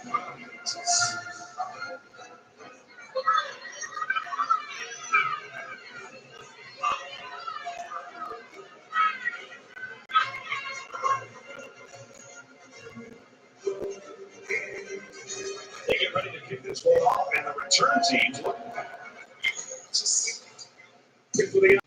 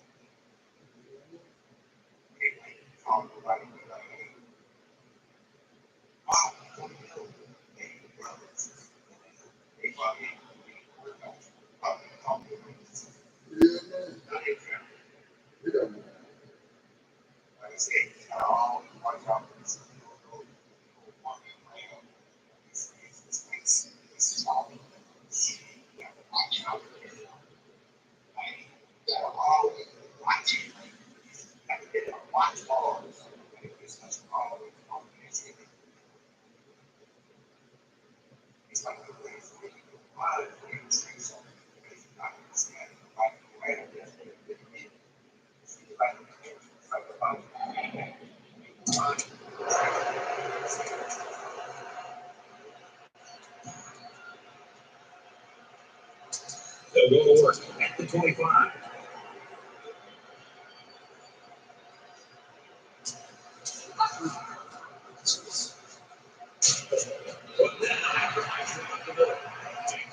Picks up 5 with the carry.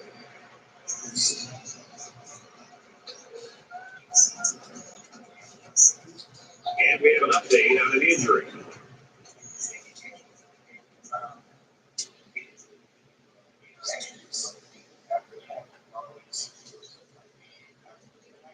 Aaron? Thanks, guys. Well, the training staff is over here looking at him right now. They think he suffered a concussion on that play. The injury is severe enough that he will not be returning to the game.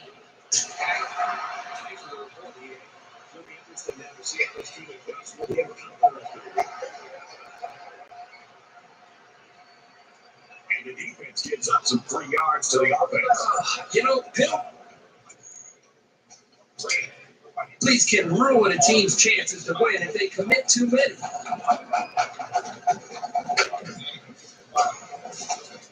First and 10. Ball on the 48.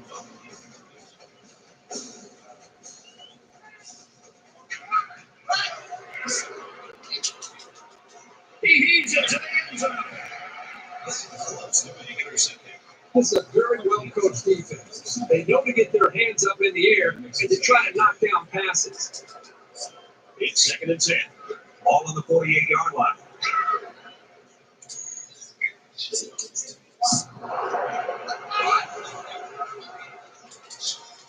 He sails it low.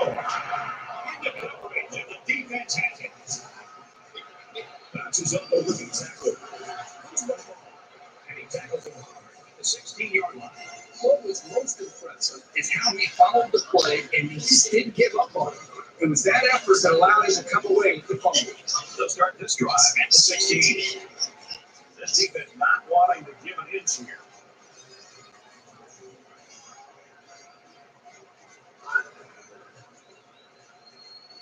And he's level at the 23-yard line. First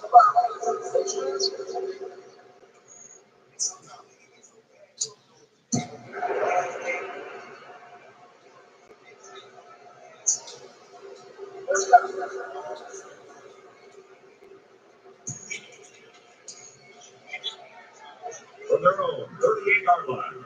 First down. And the goal line defense digging in here.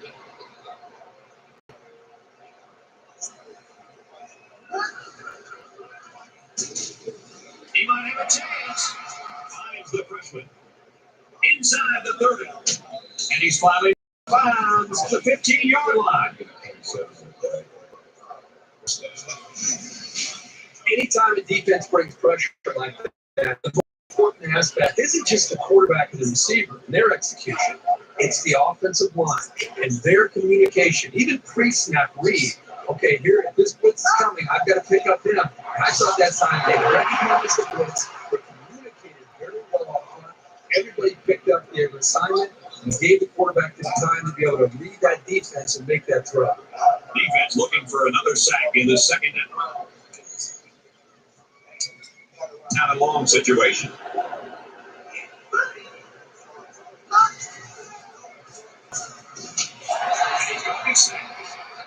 quarterback here, even though he came up with the sack and he's on his back, he's also guilty here of not getting a better pre-snap read.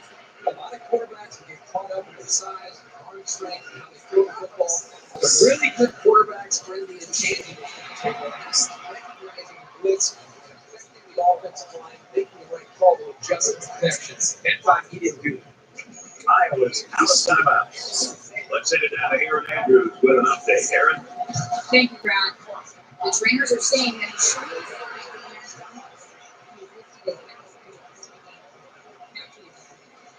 These guys are going to have to find somebody else to step up now. Thanks, Aaron. In a game that's this close, you can't afford to waste possessions.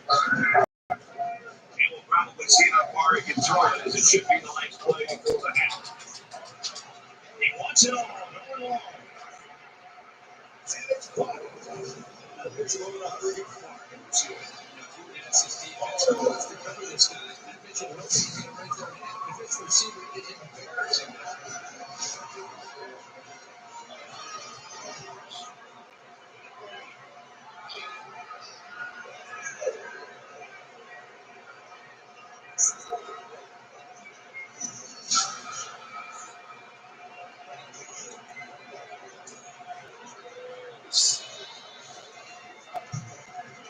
And he hits the PAT.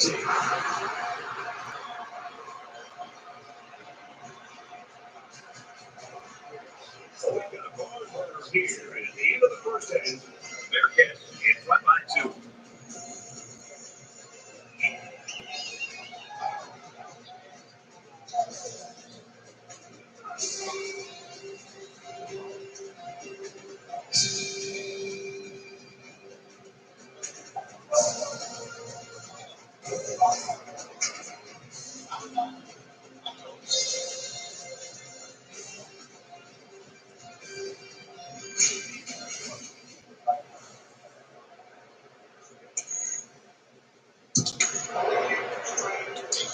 Just about set to start the second half. And with all the scoring that we have that first half, who can slow the other team down? That could be the critical question as we start the third quarter.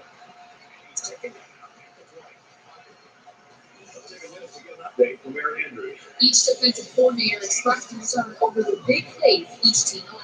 And for Iowa, they were unable to contain this offense, allowing huge yardage play after play at team. That's one thing the coach told me concerns. Brad, back up to you. If they score a touchdown on this series, that'll make it 4.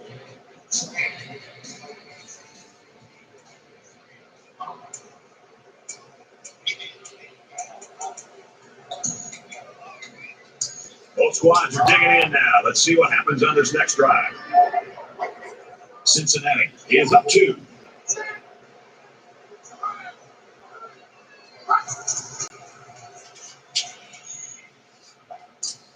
Look at the throw. Throws it to coverage. He's in the corner. He's taken down right around the foot. He tried to force that one in there. Yeah. And the safety made it pay for it. Great job of watching the quarterback's size, and he did a better catch. We've got a 1st and 10. Ball on the 30-yard line. Defense stacked in tight here. They'll work the left. Into the swing. Inside the 10. Wow. You see that end zone in front of you? It can elevate your running to another level. Awesome play.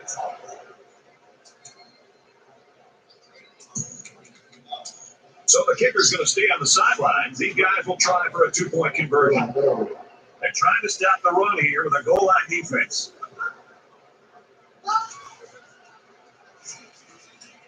He's got the 2.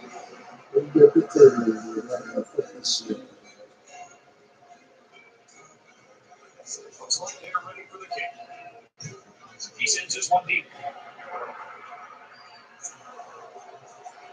To the 10.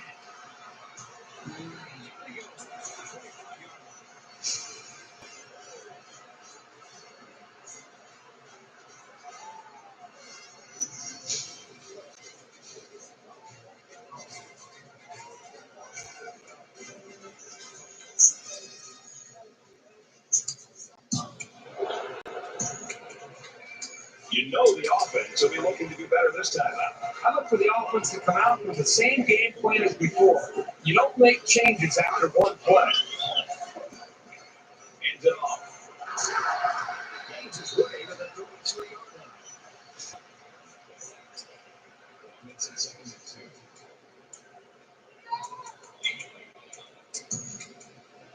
2. So it's 2nd down and about 2 yards to go. And they've got all their DBs in there to match up against the 5-wide set.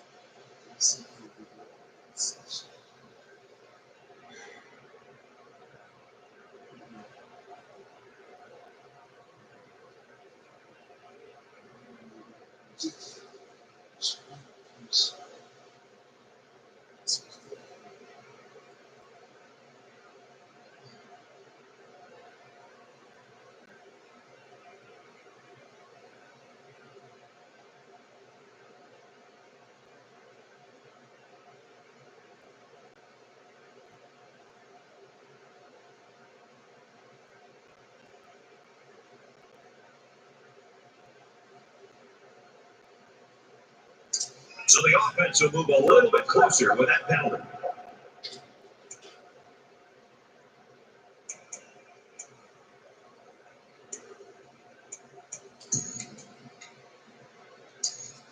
From the 38-yard line.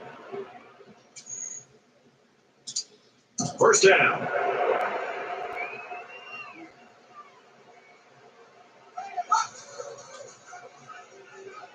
Makes the handoff, and he's in trouble. And they make the stop at the 31-yard line.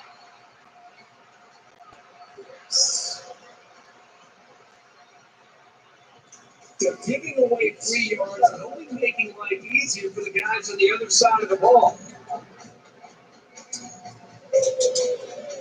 From the 16-yard line, it's 1st down.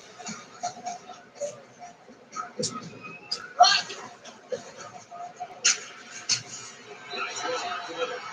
Jackson picks up about 4 yards on the play. That makes it 7 and 6. From the 12-yard line, it's 2nd down. The quarterback in the gun, empty backfield, 5 wide receivers in the formation.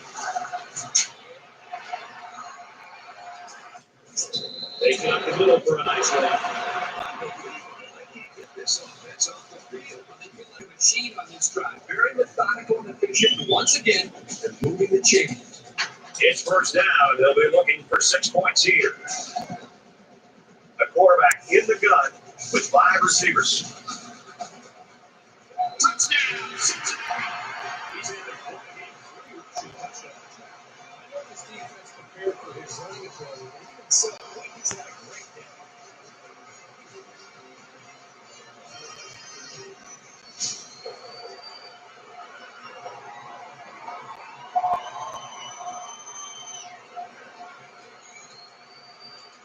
The kicker on the field will try to put his team up by a point. And he adds the extra point.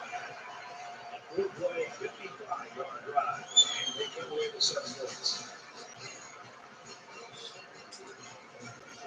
kicker looks like he's ready to get this one off. He just drills this one. And it sails out of the end zone for a touchdown.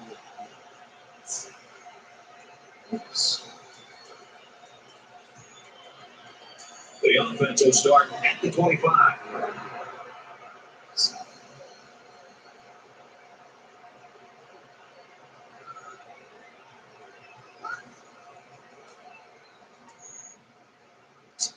He's back to pass here on first down. Coverage, and it's intercepted. Inside the 30. And he probably should never have thrown that ball. When your receivers are covered like that, sometimes as a quarterback, it's better just take the sack than take your chances with a throw. From the 19-yard line. First down. Cincinnati on the point. Brought down at about the 17-yard line.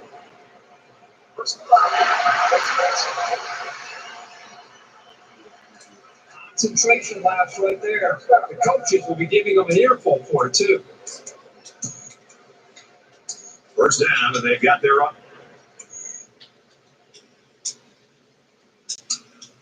on that goal line. There are 5 wide receivers split out. The quarterback in the gun.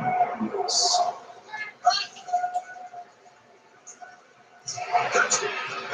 His offense has been driven by this young man with 4 touchdowns. This guy's been so good to him. This quarterback has so much athletic ability, and he's been one step ahead of the defense all game long.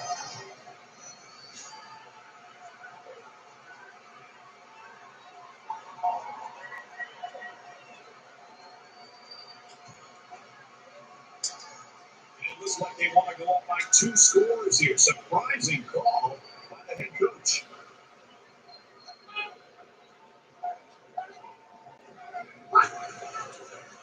Looking for the corner.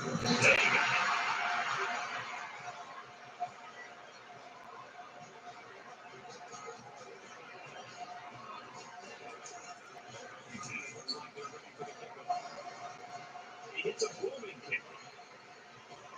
And they can forget about returning this one.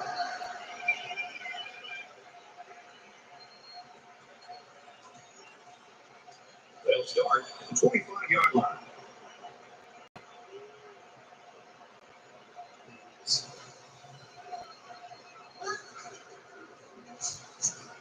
Back to pass. Now he tries to buy some time. Dives forward. And he has a huge gain. I like the decision-making ability of this quarterback. He looks and looks. He sees nothing. He didn't get rattled. He sees some green in front of him. He takes off. Ends up with a great run.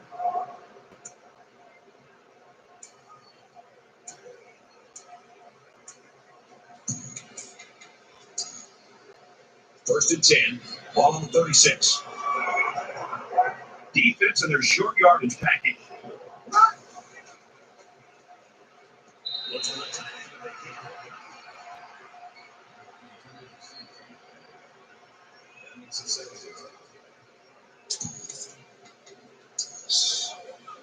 So it's second and 10. Ball on the 36-yard line.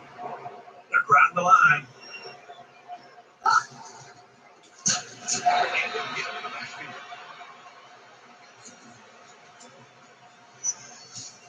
Give the defense all the credit here. And that one snuffed out from the start. It could have been an even bigger loss. From their own 33-yard line. It's third down. Everybody bunched up tight defensively. He's in midfield. Makes the catch, and he might take it. The 10. And he's all the way in for the touchdown. And for Newton, he's having a great game with 4 touchdown passes. Well, he showed such great poise back there in the pocket. That's the main reason he's been able to find the end zone so many times. What's more amazing than anything else is that these guys are still losing.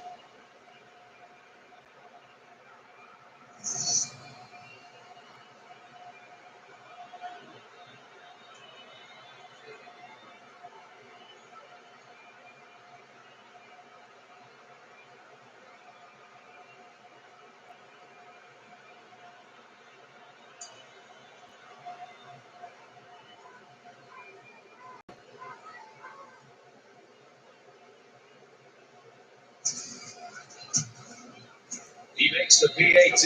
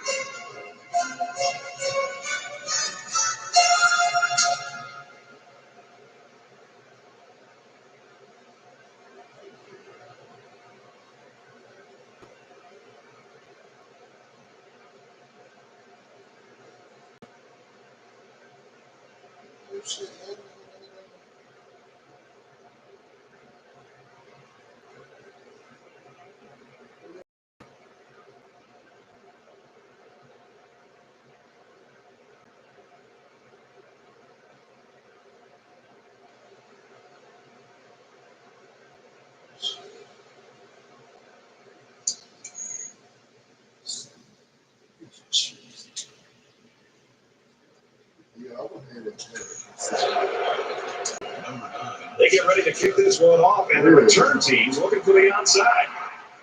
Excellent kick. And it sails out of the end zone for a touchback.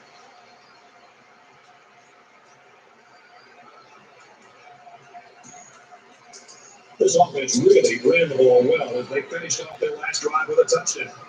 Cincinnati holds just a 2-point lead. He's going to go for the home run. He's down. Right to you.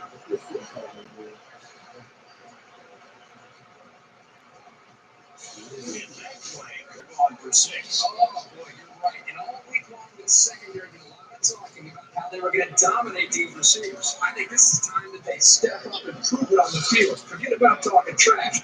Let's see how they react after giving up that big play. Now it's 1st and 10 with a defense trying to regroup after giving up the big pass. Ball is loose. He's hit the other way. Let's get an update now. Here's Reese Davis. Reese. The Hurricanes roll into this one ranked 8th in the land. This is a game we've been watching mostly all day long. And for Nebraska, they're in danger of losing 2 straight. Every punch has been counterpunched a 21-21 time. We've seen some big upsets, and that one would measure right up with the best of them. The offense was able to punch it in the end zone on that last drive. They'll come back out looking for more of the same. This quarterback right now is in a rhythm, and a lot of that has to do with his preparation. You can see right now with the reads he's being able to make, getting the football out of his hands, and he's feeling very, very confident in his ability to throw the football against this defense. Touchdown, Iowa! What more can we say about this guy? 5 touchdowns on the day. He's got great blocking up front the entire game, and his receivers are making plays. So I can just give credit to the quarterback, but this entire offense for getting things done. They put everyone up on the line.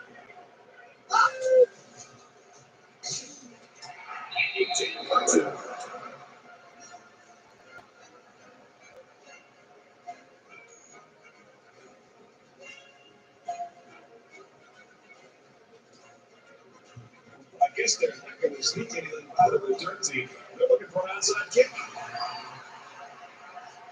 And it goes into the end zone down for a touchback.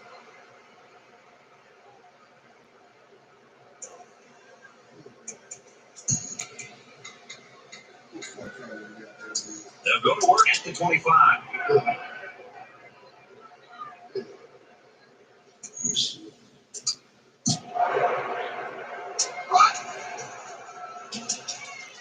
Going long. That's a lot of play. The flag came out after the ball was thrown. Let's see what this is. And the defense gives up some free yards to the offense. You know, penalties can ruin a team's chances to win if they commit too many.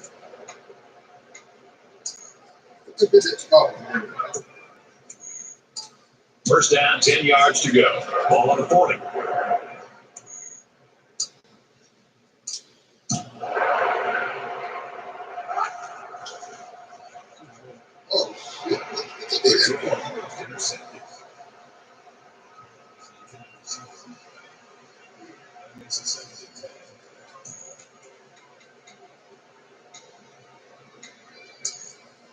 from their own 40-yard line. Second down.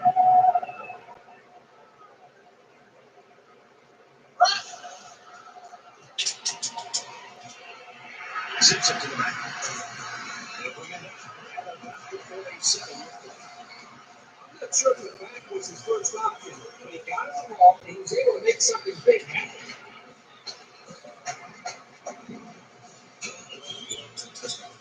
From the 47-yard line. First down.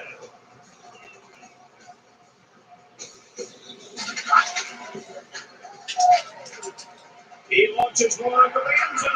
Oh, incomplete.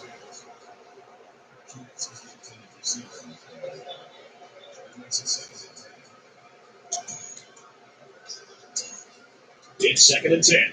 Ball on the 47-yard line.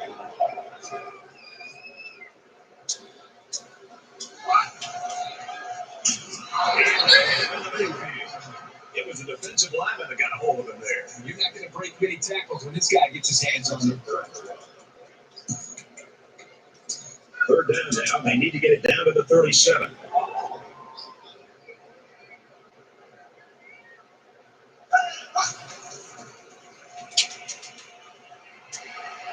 Zips it to the tight end.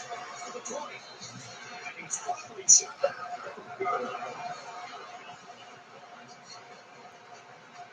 Acquisition gives him over 300 yards through the air. He's been able to get up and down the field all day today, moving consistently and effectively. And the big pickup through the air has made it first and goal. And they're going to put 16 Bs on the field to counter that 5 receiver look. Touchdown, Cincy!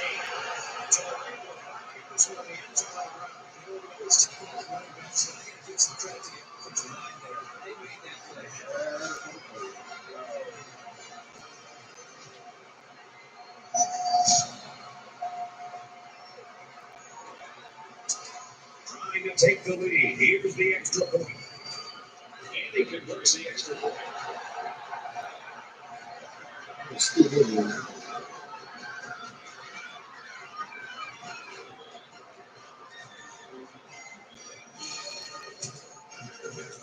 Everyone's all lined up and ready for the kickoff. He puts it deep downfield. And they can forget about returning this one. And what a game it's been for this quarterback. Well, I think the great thing that he's been able to do is spread the football around. It's not just been one receiver. When you can find more receivers, it makes it much easier to move the ball down the field. And the thing that's really helped him here is his decision making continues to be consistent. It's allowing this offense to move the ball down the field and put the ball in the end zone. And as tough as this environment has been, he's still only one drive away from making this place go silent. The quarterback did a really good job in the last drive of finding his receivers in space, and I bet he'll be looking to do the same thing again. This defense not wanting to give an inch here. It's an out to his receiver in a hurry. At the 30, to the 20, and down he goes around the 15-yard line. Let's check in with Reese Davis in the studio. The Hurricanes entered today's game ranked 8th in the country, and we've been keeping an eye on this one all day. And for Miami, they get into the end zone through the air. Miami has the edge 27-21. In other games, time to see what's happening in Seattle. The Huskies win it 31-10.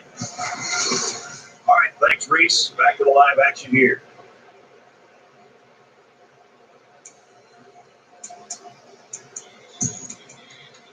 So after the big pass play, we've got first down. Third trip now into the red zone. Here we go.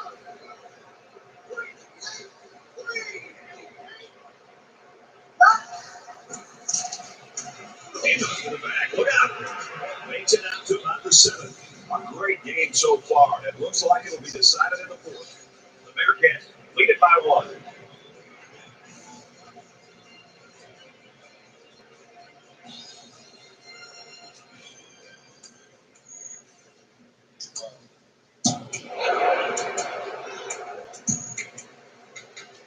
So it's second down and about 2 yards to go.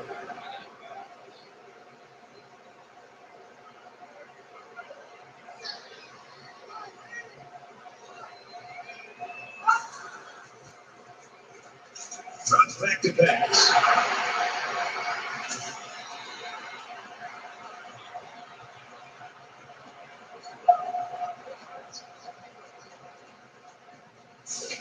That penalty will move them back a bit. Yeah, with so many young guys out there, it's bound to happen occasionally.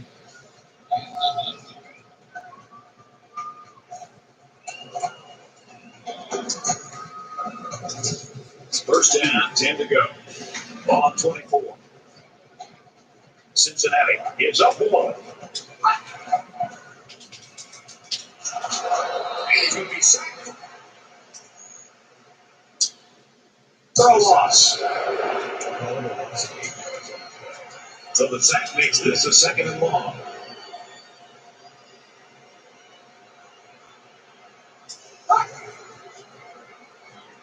He's going to try and scramble. Tries to go around the corner. He's taken down around the 41-yard line. So they get the first down. Before that scramble. This guy has shown what makes him a great dual threat quarterback. From their own 41-yard line, it's first down.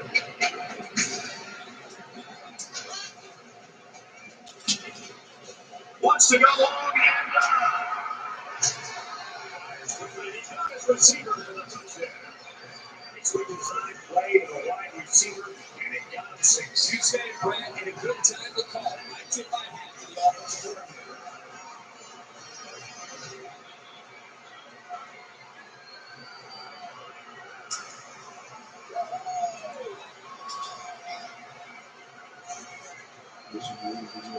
He splits the uprights with the extra point.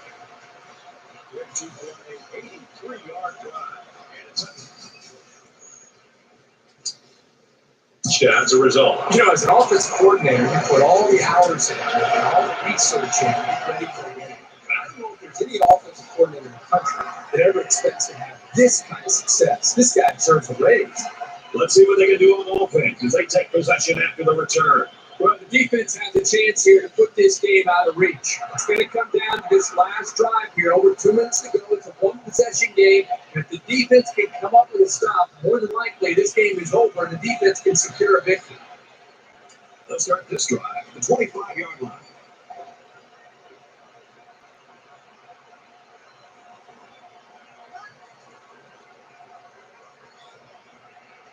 Let's run to the receiver. And they make the stop at the 40.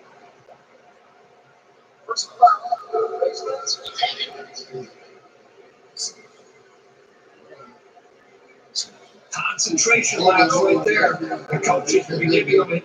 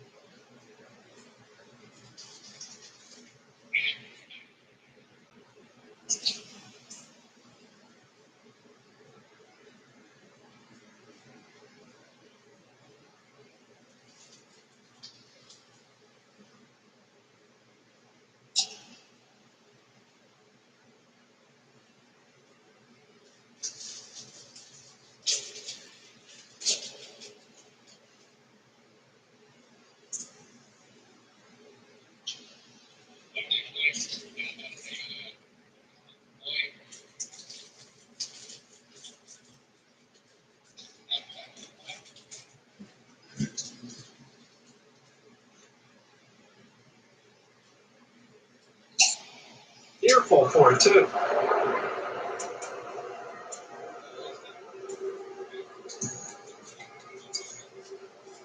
the 45-yard line, first down. Defense stacked in tight here.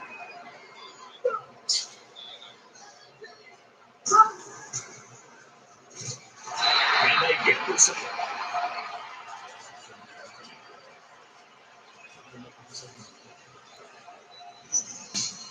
Well, this defensive end has tremendous athletic ability. You can see it there on that sack. But also, let's not forget that I think the blitz freed up the DN that time. Maybe a little bit of a miscommunication up front. But nonetheless, his speed was able to close in and get to that quarterback. They find themselves in a hole here after that sack. It's second and long. Defense in their short yardage packing.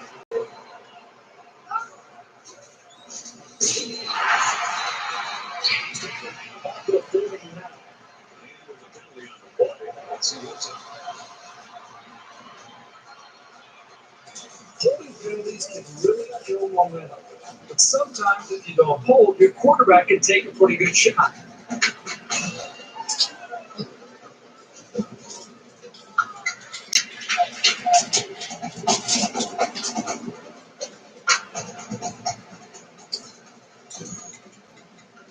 Second down and a ways to go because of the penalty.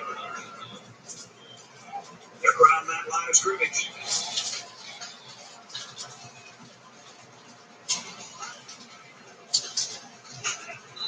This quarterback is confident.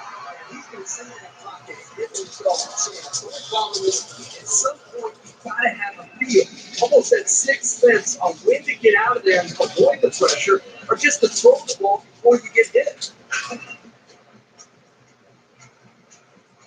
Third down, and they need to get it down to the 45. This crowd is almost shaking the stadium. He's going to come up to the side. So the defensive end who was able to get it that time. It's pretty awesome when the question can work his way through the offensive line to get a sack like that.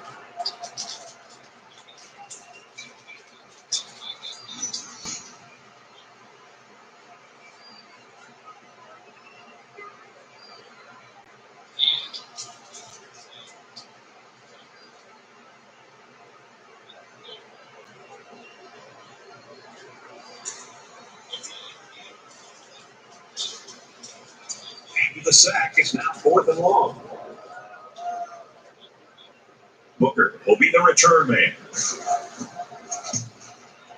He gets it away, and this is a really nice play. Booker with the play through. They were lucky to prevent a big return there. Yeah, that could have been big if he could have gotten a few more blocks and was able to find the seam.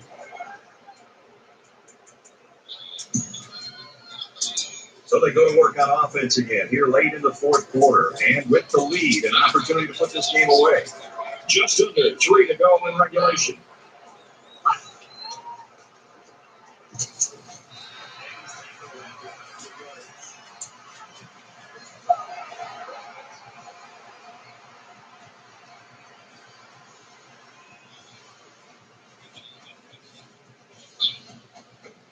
So the offense will move a little bit closer with that penalty.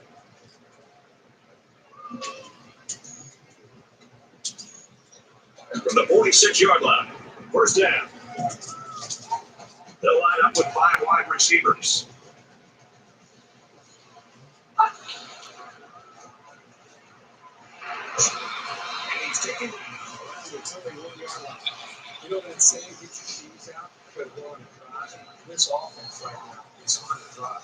They're just third first down. They're doing just about anything they want, and it's really starting to wear the psyche of this defense down.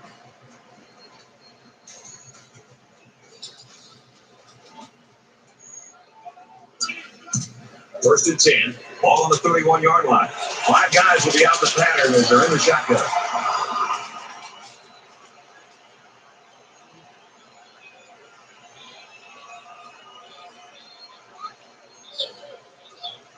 And now he's got room to run. 13. Iowa's going to take their first time out of that.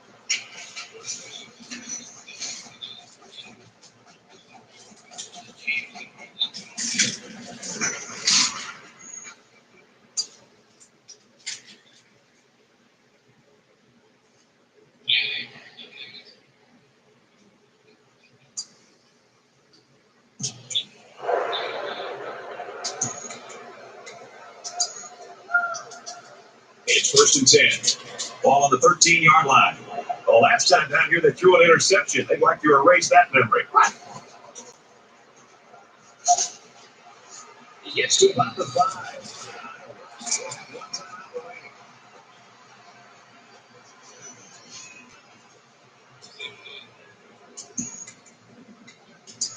It's 2nd down, and they're about 2 yards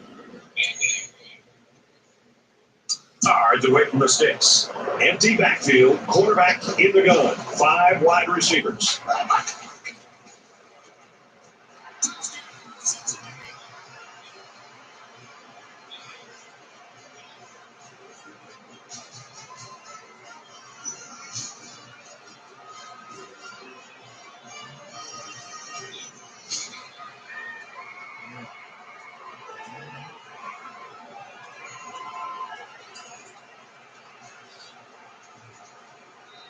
It's a PAT.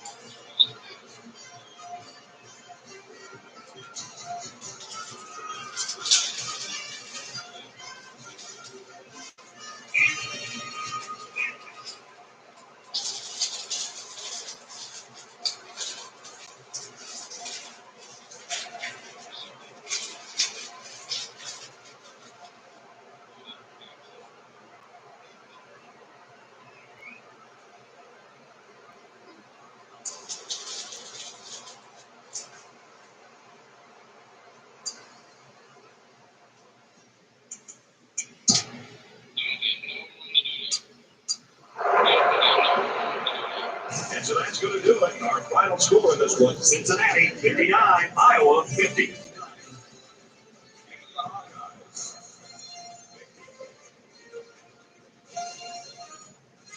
As we finish up the broadcast, what do you have to say about how this game turned out, Kurt? You know, I think it was a well-played game for the most part. Iowa probably feels they should have won this game, but they just didn't make enough big plays when they needed to.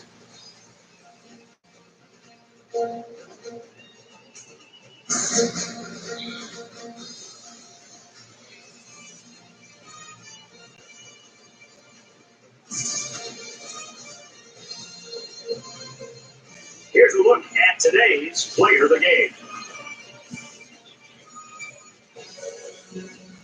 For the Bearcats, they're off to a 2-0 start, and they're going to look to keep their momentum going. And for the Hawkeyes, they start off the season on the losing end. For EA Sports, my partners Kurt Herbstreit and Aaron Andrews, this is Brad Nessler saying thanks for tuning in, and we'll see you next time.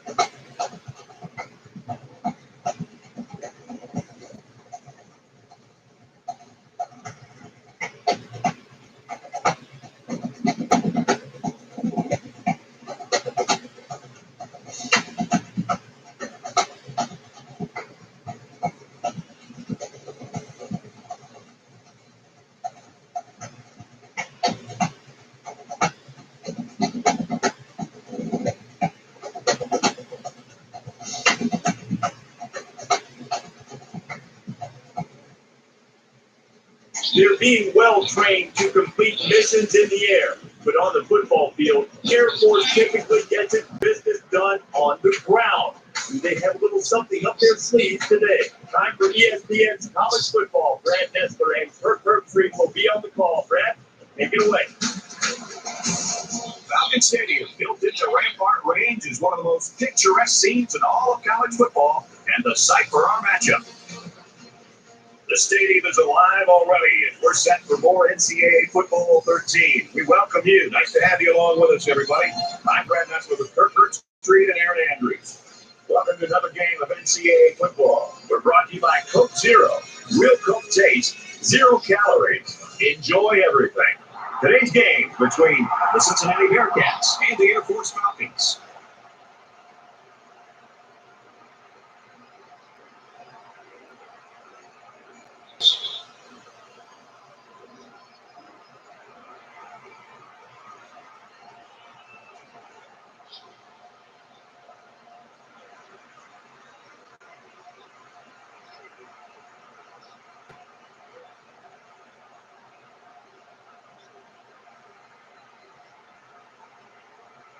And here come the Falcons. If it's excitement you're looking for, well, you've come to the right place as the early college football season continues.